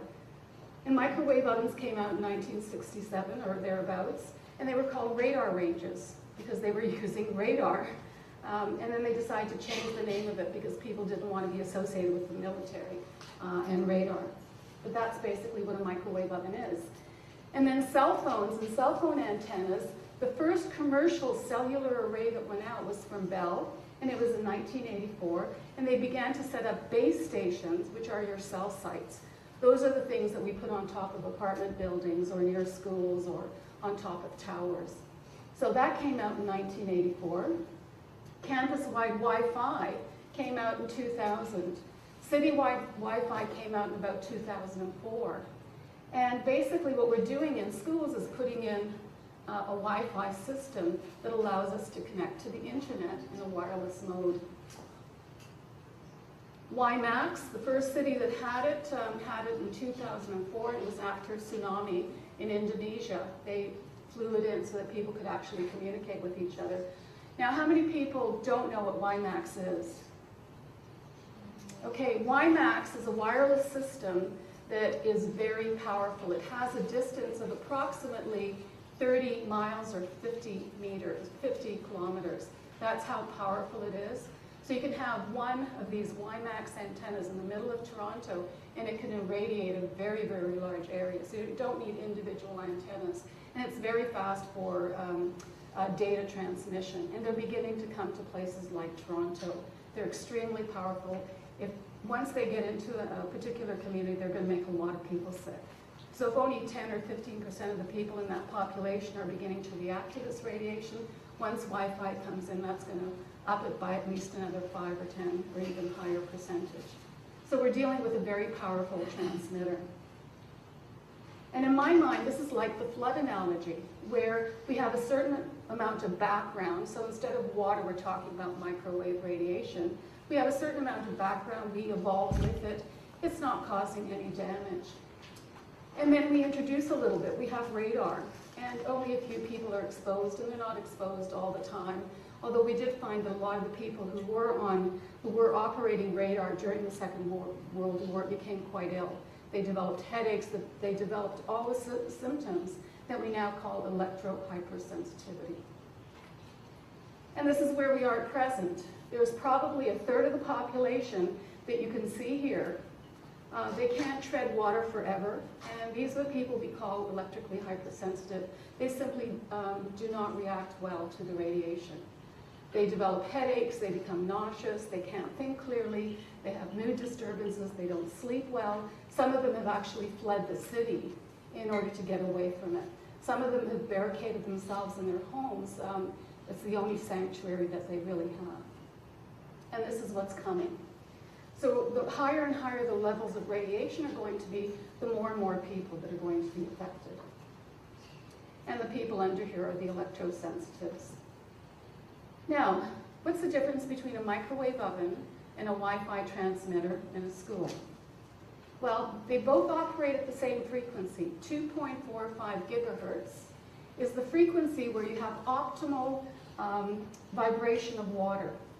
So you know that if you put something in a microwave oven, it has to be either liquid, a water source, or fat. Both of those will absorb the energy. And what are we made of? Water, and some of us quite a bit of fat. Okay. Now, so what's the difference? Well, the intensity of a microwave oven is very high compared to a Wi-Fi router. There's absolutely no doubt about that. But these microwaves are contained, right? They're contained inside the oven. You can't open the door and have the microwave operate. That's a safety feature that they've designed with the microwaves. Despite that, almost every microwave oven I've tested leaks microwave radiation. And if you're interested in how to find out whether it leaks or not, I can give you that information later on. So here it's contained. Here it's out in the open. As a matter of fact, if you took the antenna and you put aluminum foil around it, you would reduce the radiation, but it wouldn't work. Here we have it on all the time. So kids are exposed for 6 hours every school day to this very low level, relatively, radiation. So we're going to have a microwave cooking lesson for those of you who don't use microwave ovens.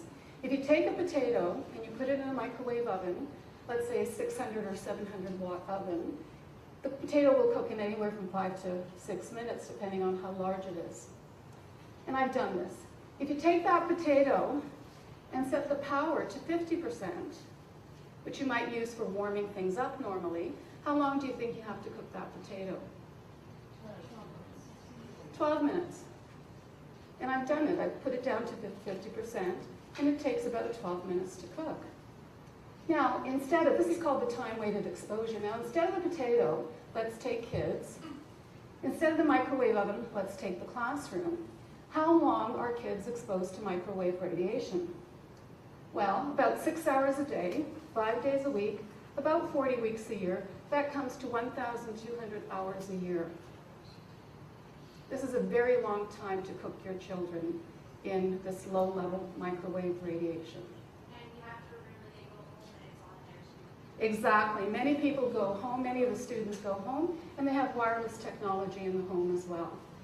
And if anything, wireless technology in the home is probably to some degree worse if you're sleeping in it, if it's on all night long. Chances are the radiation in the school environment is stronger because they're using industrial strength Wi-Fi. They're not using something that only a few computers will be using. They're using something that possibly hundreds of computers will use. So you're exposed to higher levels of microwave radiation with the routers that they have in the school environment. Now here are some Wi-Fi facts. Fact number one is that these base stations, all of these, so this is the looking at floor plan of a school, and here we have the individual base stations. They're radiating all the time. They never turn off, the ones we have here in North America. And this is called the beacon signal that they send out. This is what we're concerned about. It's not the radiation when we're actually using it. That adds to it, but that's only intermittent. So what we're really concerned about is this constant radiation in the background, whether you're using the computer or not. It's just constantly on. It's like having lights turn on all the time and during the middle of the day when you don't actually need them. Another fact, the more kids that are using it, that are connecting and uploading and downloading information, the higher the levels of exposure. The two highest exposures are going to be near the computer because it has an antenna on it, and near the wireless router. Now, if you're in a school that has multiple stories, and you have a classroom immediately above this, who's going to have the highest exposure? It's going to be the teacher standing immediately above that wireless router, because they're a lot closer to it. So the router doesn't have to be in your room to be exposed because it'll go right through walls. Although if you have very thick walls, it'll be attenuated to a certain degree. Fact, Wi-Fi radiation is pulse, the ones that we're talking about for the routers that we're using, and it's more harmful. Now, we don't quite understand why it's more harmful, but there is one part of the puzzle that I think has something to do with this. This is an example of continuous waves. And you can see there's a little bit of oscillation. The peak, the highest value we're going to get, is very close to the average value that we're going to get. When you have pulsed radiation, this is what it would look like. That's the peak value, the highest value. The average there is averaged over the high and the low. So the average would be about there. So there's a big difference between the peak value and the average value. Now, interestingly enough, Safety Code 6, Health Canada's Safety Code 6, is based on a 6-minute average value. So if you have Industry Canada come into your classroom and they measure it, they're measuring pulsed radiation, and they're giving you the average. They have no idea what the peak values are. It's not the average that is biologically active. It's the extreme that's biologically active. So we have to know what that peak value is, and they don't do that. Now, something very interesting happened in 1984. This is a journal called Microwave News, and the editor of this is Dr. Lois Slesson. And on the front page of his Microwave News, it says, "Microwaves promote cancer." And I'll just read this to you so people at the back can follow it. Microwaves can promote cancer. According to the first long-term study of microwave exposure ever carried out in the United States, the $4.5 million study revealed that exposure to low levels of pulsed 2,450 megahertz, which is the same as 2.4 gigahertz, which is the microwave pulsing in your Wi-Fi, caused a statistically significant increase in malignant tumors among rats. The new cancer came from a 5-year study headed by Dr. Arthur W. Guy, the director of the Bioelectromagnetics Research Laboratory at the University of Washington School of Medicine in Seattle. The study was sponsored by the U.S. Air Force. In addition to a general increase in cancer incidence, the experimental results suggest that microwave exposure is responsible for wide-ranging effects related to the adrenal glands and the entire endocrine system. Okay. This is a study done by the US Air Force, came out, according to the Insiders, came out in 1984. They called it pulsed radiation at 2.45 gigahertz. They didn't call it Wi-Fi because that wasn't a term that was used at that time. This is the beacon signal of a Wi-Fi station. So if someone tells you there are no long-term studies with low-level exposure, you have to correct them because this is the first study that was ever done. And it was looking at rats. Now, let's go back. This is let's assume this is your Wi-Fi router. It gives off a constant beacon signal. This is your pulse 2.45 gigahertz. And whether you're using the computer or not, you are being exposed. Everyone in that school environment is being exposed to this radiation. When you upload or download information, you then have another signal on top of that. When you stop downloading and uploading, that signal disappears, but the background is still there. The beacon signal is still on. And it's this beacon signal that we're really concerned about. So Wi-Fi, one of the things you'll be told, has much lower levels of radiation than cell phones. Okay? This is absolute nonsense. This refers only to the upload, download additional signal that you're getting. It doesn't refer to the beacon signal. Yep? One thing to note, the Wi-Fi routers that are installed in my children's school behind the student house have 6 antennas on them, each one. There are 20 of them in our school. Each one has 6 antennas. And some of them have one that has 6. Exactly. Some of them even have more than 6 antennas, depending on how many computers they have to service. We're going to do a quick demo. First, just one on the slide, and then a real physical demo of pulsed microwave radiation. So you can actually see what it looks like. And I'm just going to escape this and put something else on. What we have here are different devices. We have a cell phone, we have a cordless decked phone, we have a Wi-Fi router, we have a mother's baby monitor that you hold next to the mother, we have Bluetooth, and then we have a baby monitor that goes next to the crib.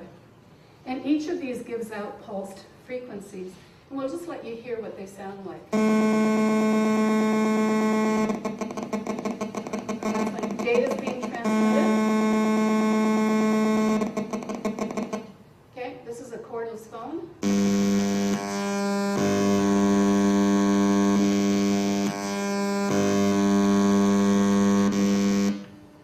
This is the Wi-Fi. Pulse.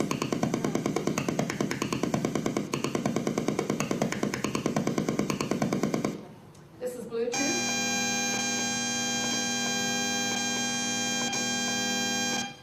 This is the mother's baby monitor. And this is what's next to the crib.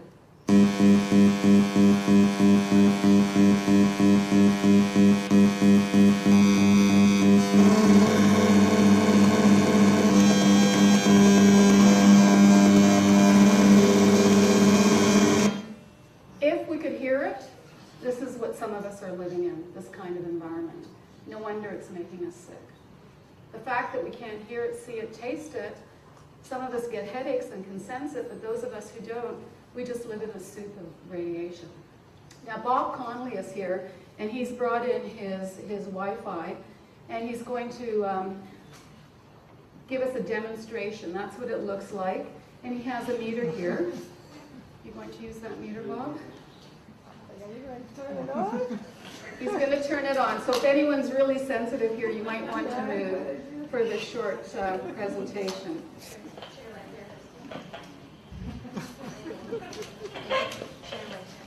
It takes a second to come on. So there's no data running through this. All it is just that beacon signal from that. This is the chronic pulsing. And I'm just going to go back at the back of the room to show you how far it goes.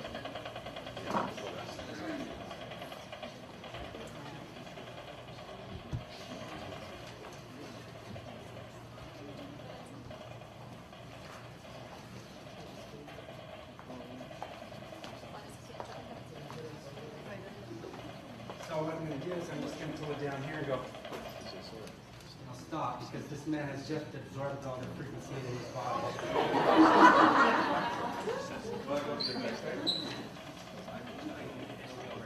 So as you can see, your body absorbs it. The closer I get, it's not doing it because it's bouncing off the walls. But that's it. And if you unplug it, it should disappear. So what is that exactly measuring? On. Sorry, what was the What is that question? exactly measuring? That's measuring the pulsed 2.45 gigahertz frequency. So this is a radio frequency meter that measures that pulsing It will be frequency. coming from where? From outside? No, it's coming right from this. From this one? Yeah, from this unit here. Okay, so this is just a Wi-Fi unit that you could get. Now there's other units. Do you have a small one as well? I have the Apple one. Do you want me to plug that one? Yeah. So Bob's just going to get the type of Apple router that we would have in our homes, and you'll notice that that does basically the same thing.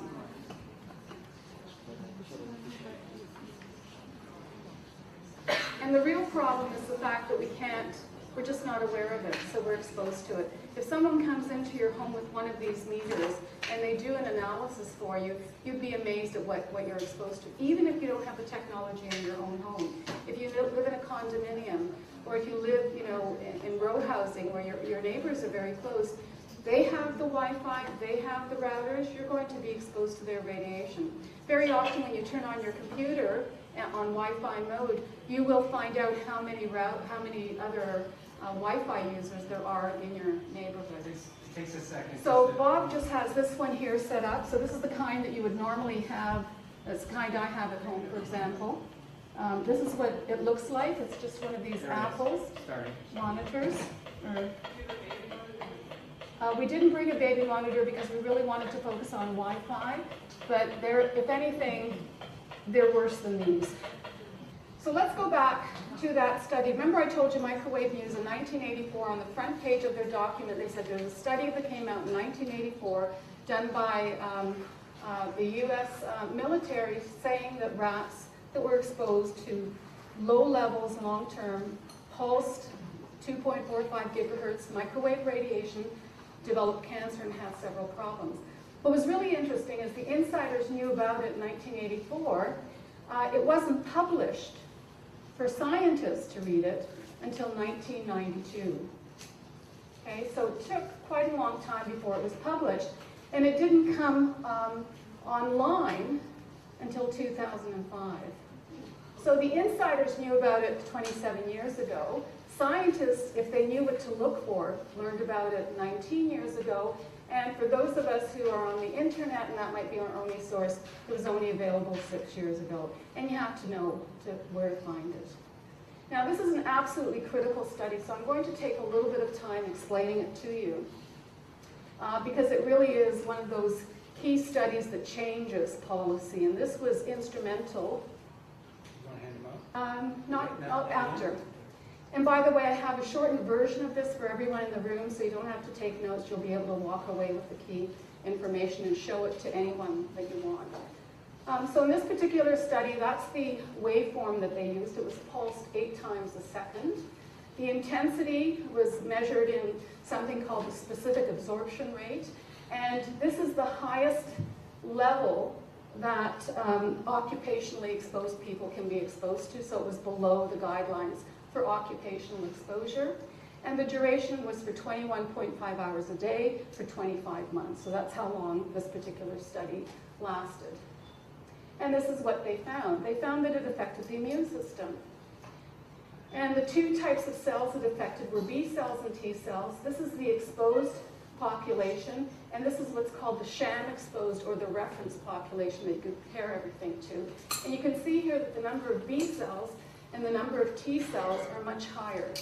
Now, what is the T cell? Well, this is part of your immune system. And basically what happens is that you have bacteria here that's in your blood. You have a cell in your blood called a macrophage. And this is like a vacuum cleaner that comes and cleans out dying cells, any kind of foreign substance. And it codes for the type of bacteria you have. it gives this information to the T cells, and the T cells, sound the bugle and bring out the soldiers, and the soldiers happen to be the B cells that are produced in your, and are circulated in your bloodstream. And it's the B cells that then produce these antigens or antibodies to destroy the bacteria. So if you have an infection, you'll have an increase in your B and C cell levels in your blood. Now, what was really fascinating is that these animals were under sterile conditions.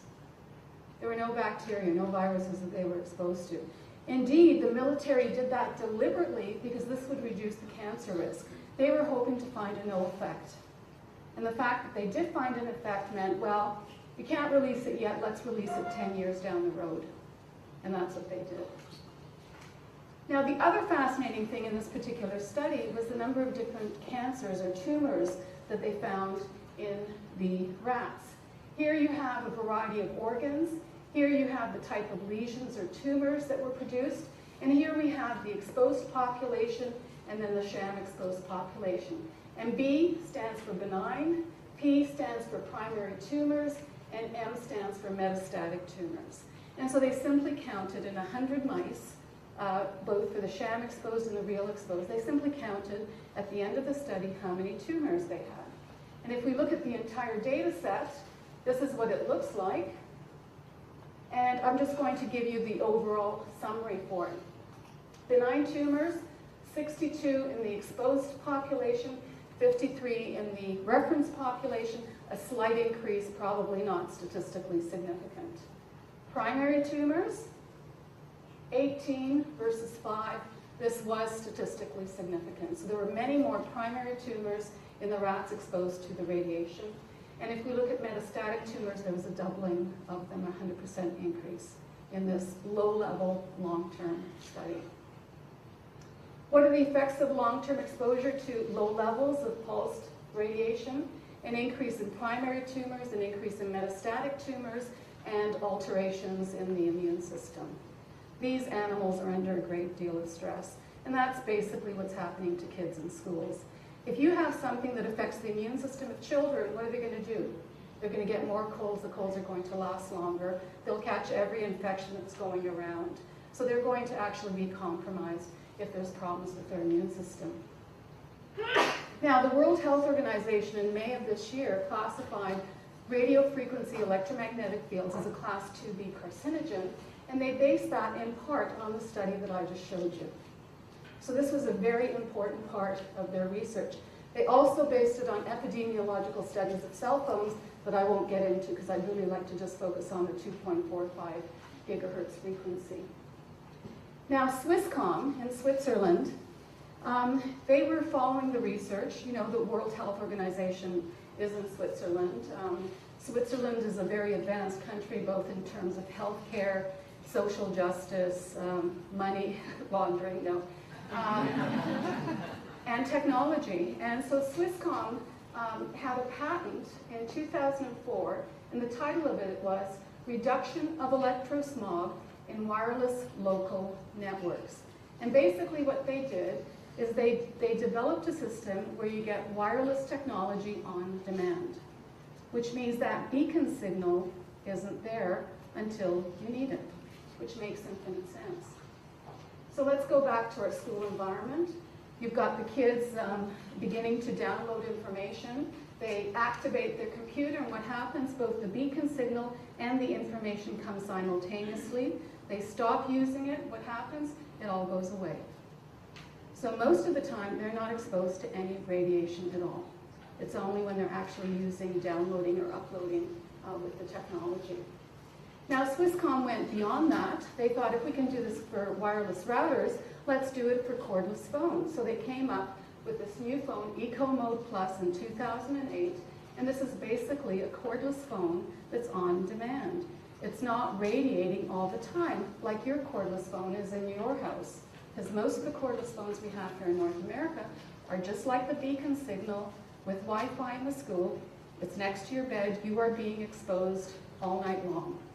You don't have to be making a phone call. And what's really interesting is that it uses 80% less radiation and 60% less energy. So if we shifted to this system, we'd be saving energy from all of these wireless routers as well. Now, what other types of studies have been done at this particular frequency using pulsed radiation? Well, there was a study looking at sperm. And it's a preliminary study that came out last year. And this is basically what they found. There was a decrease in sperm motility. More sperm became immotile, so they stopped moving completely. And there was an increase in DNA fragmentation. The DNA was actually damaged by the pulsed radiation. And it wasn't due to heating, which is what our guidelines are based on.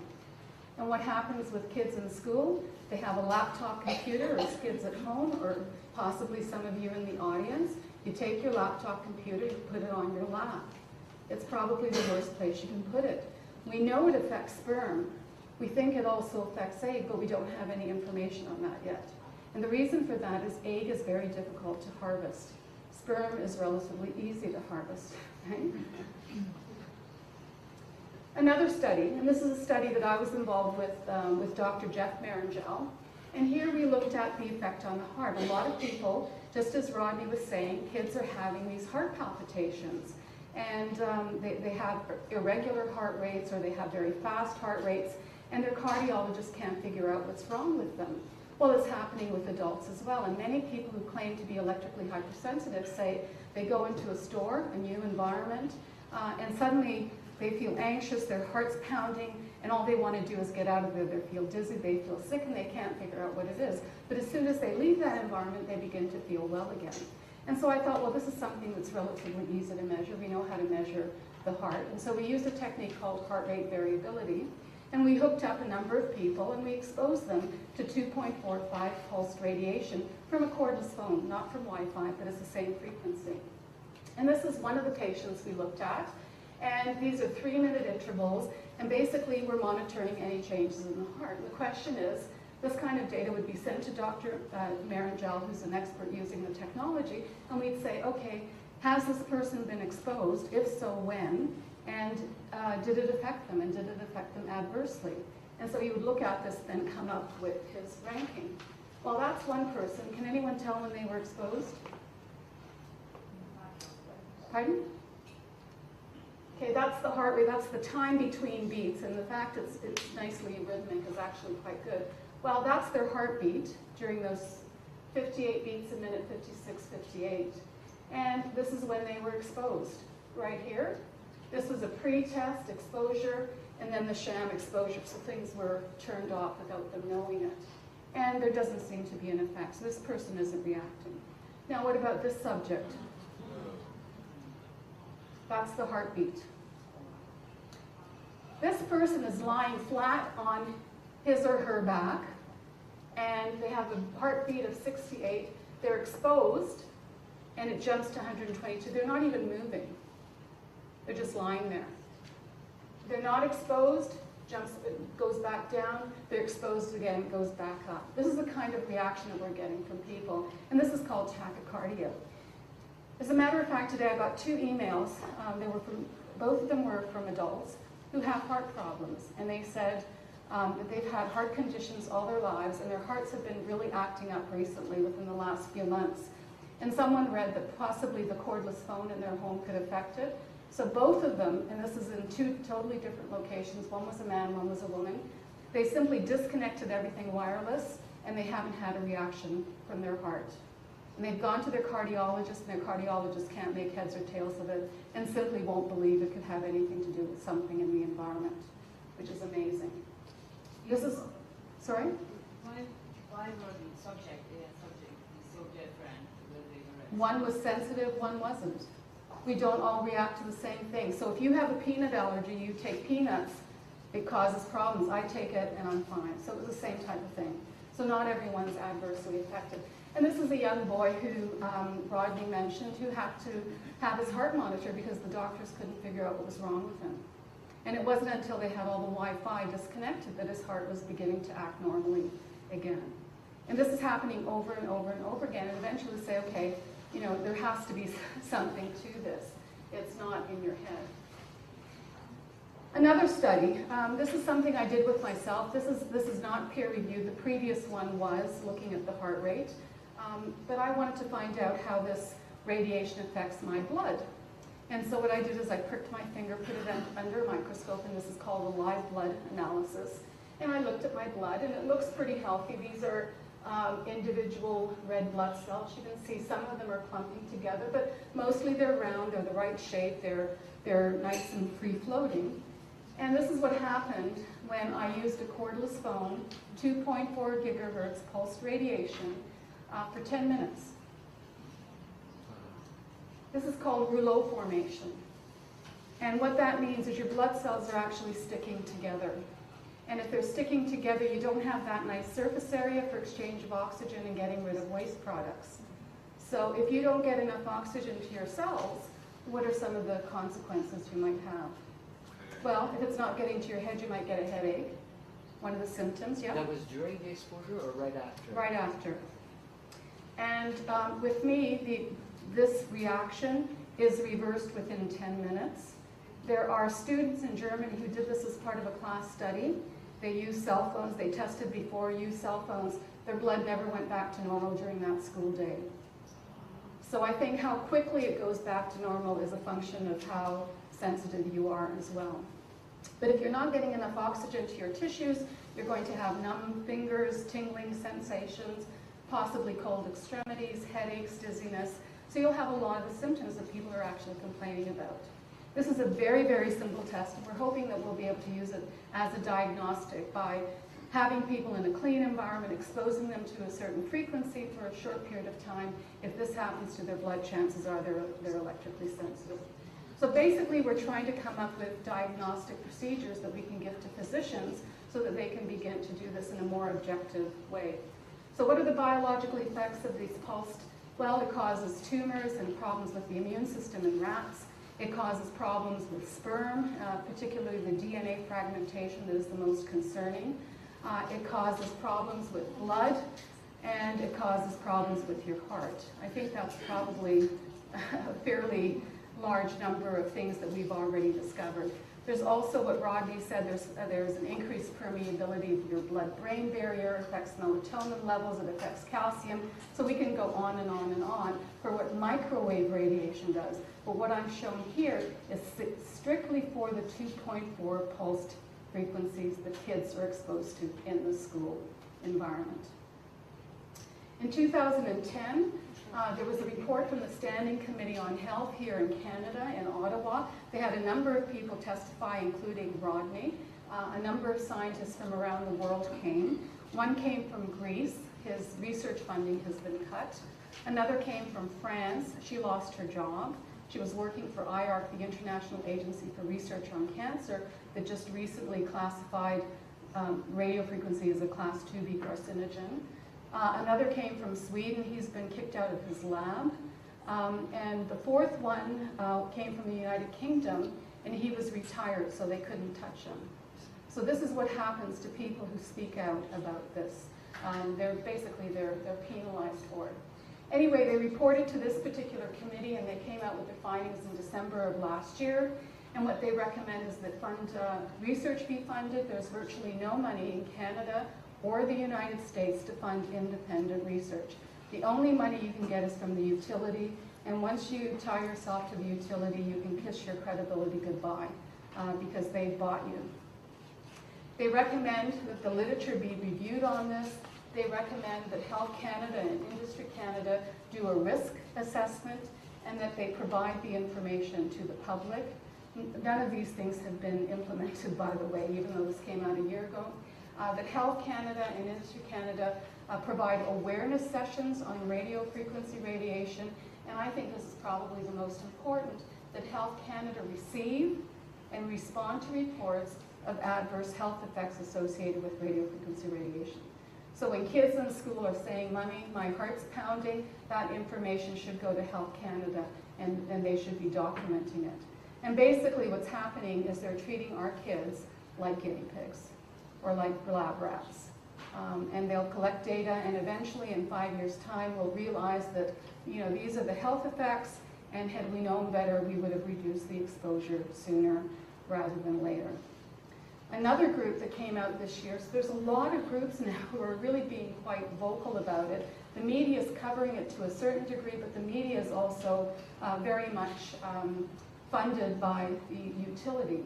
This is the Parliamentary Assembly for the Council of Europe, and this is Resolution 1815. It says, the potential danger of electromagnetic fields and their effects on the environment.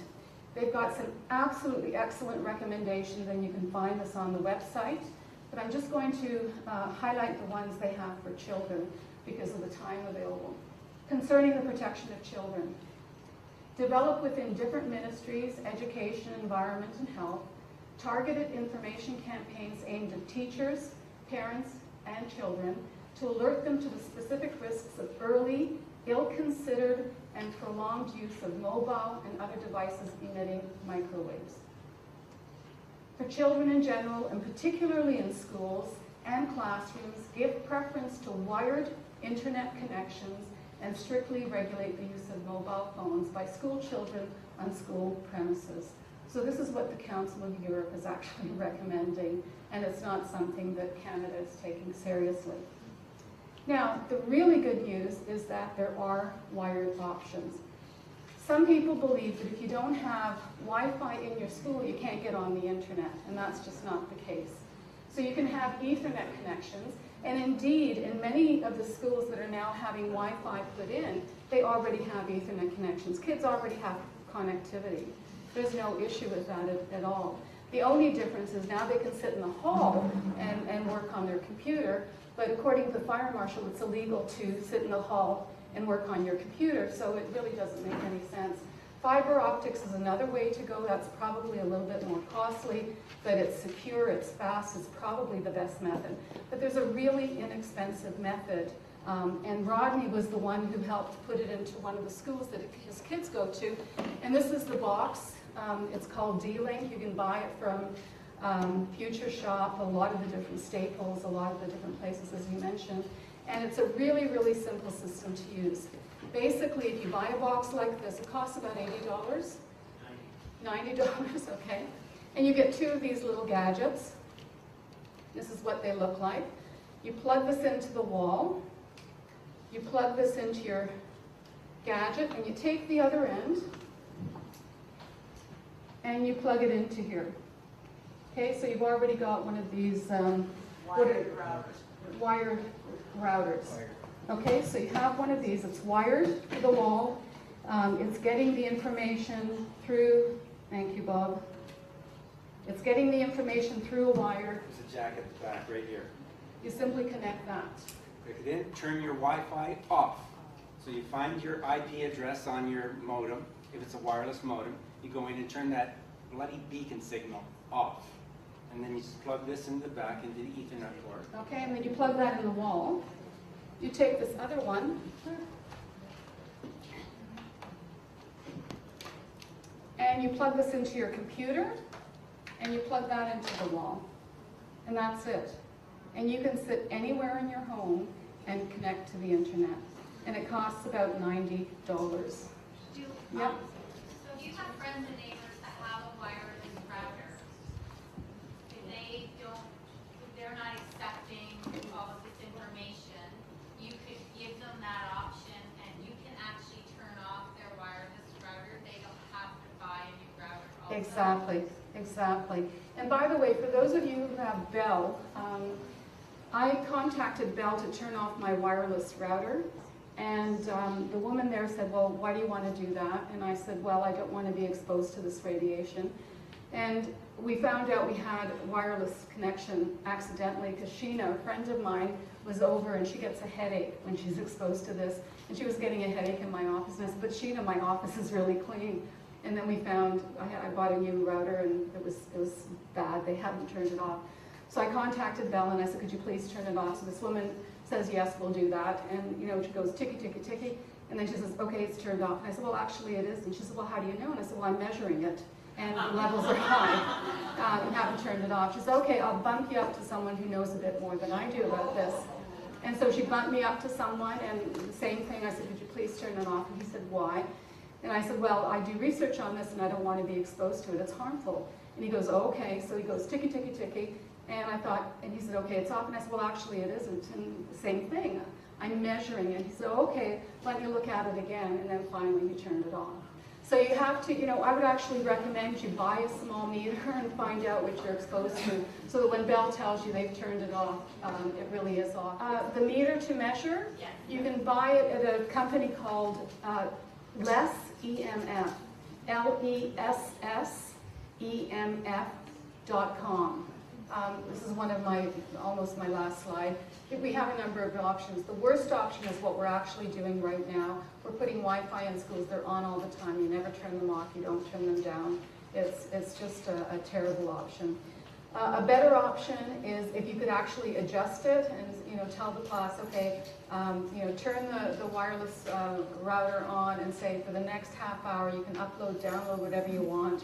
Once we've done that, we disconnect everything and we go back to class. But the best option is to use a wired connection, and they are really, really inexpensive. We used to think that they were very expensive, much more expensive than the wireless. The wireless by far is costing our school system an inordinate amount of money that we could be saving doing it in a totally different way and still having the flexibility of using it absolutely everywhere. In the end, we can't afford to make mistakes because these are children.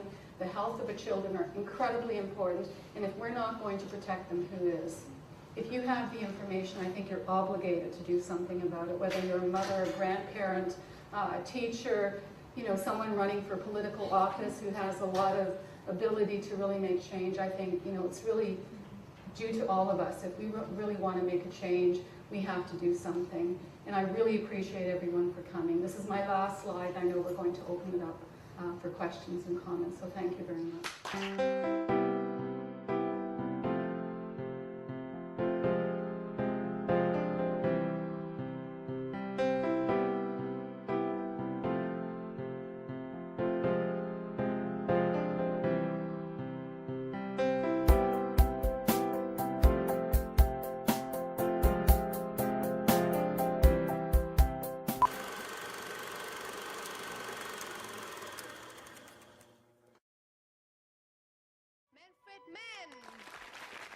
Men.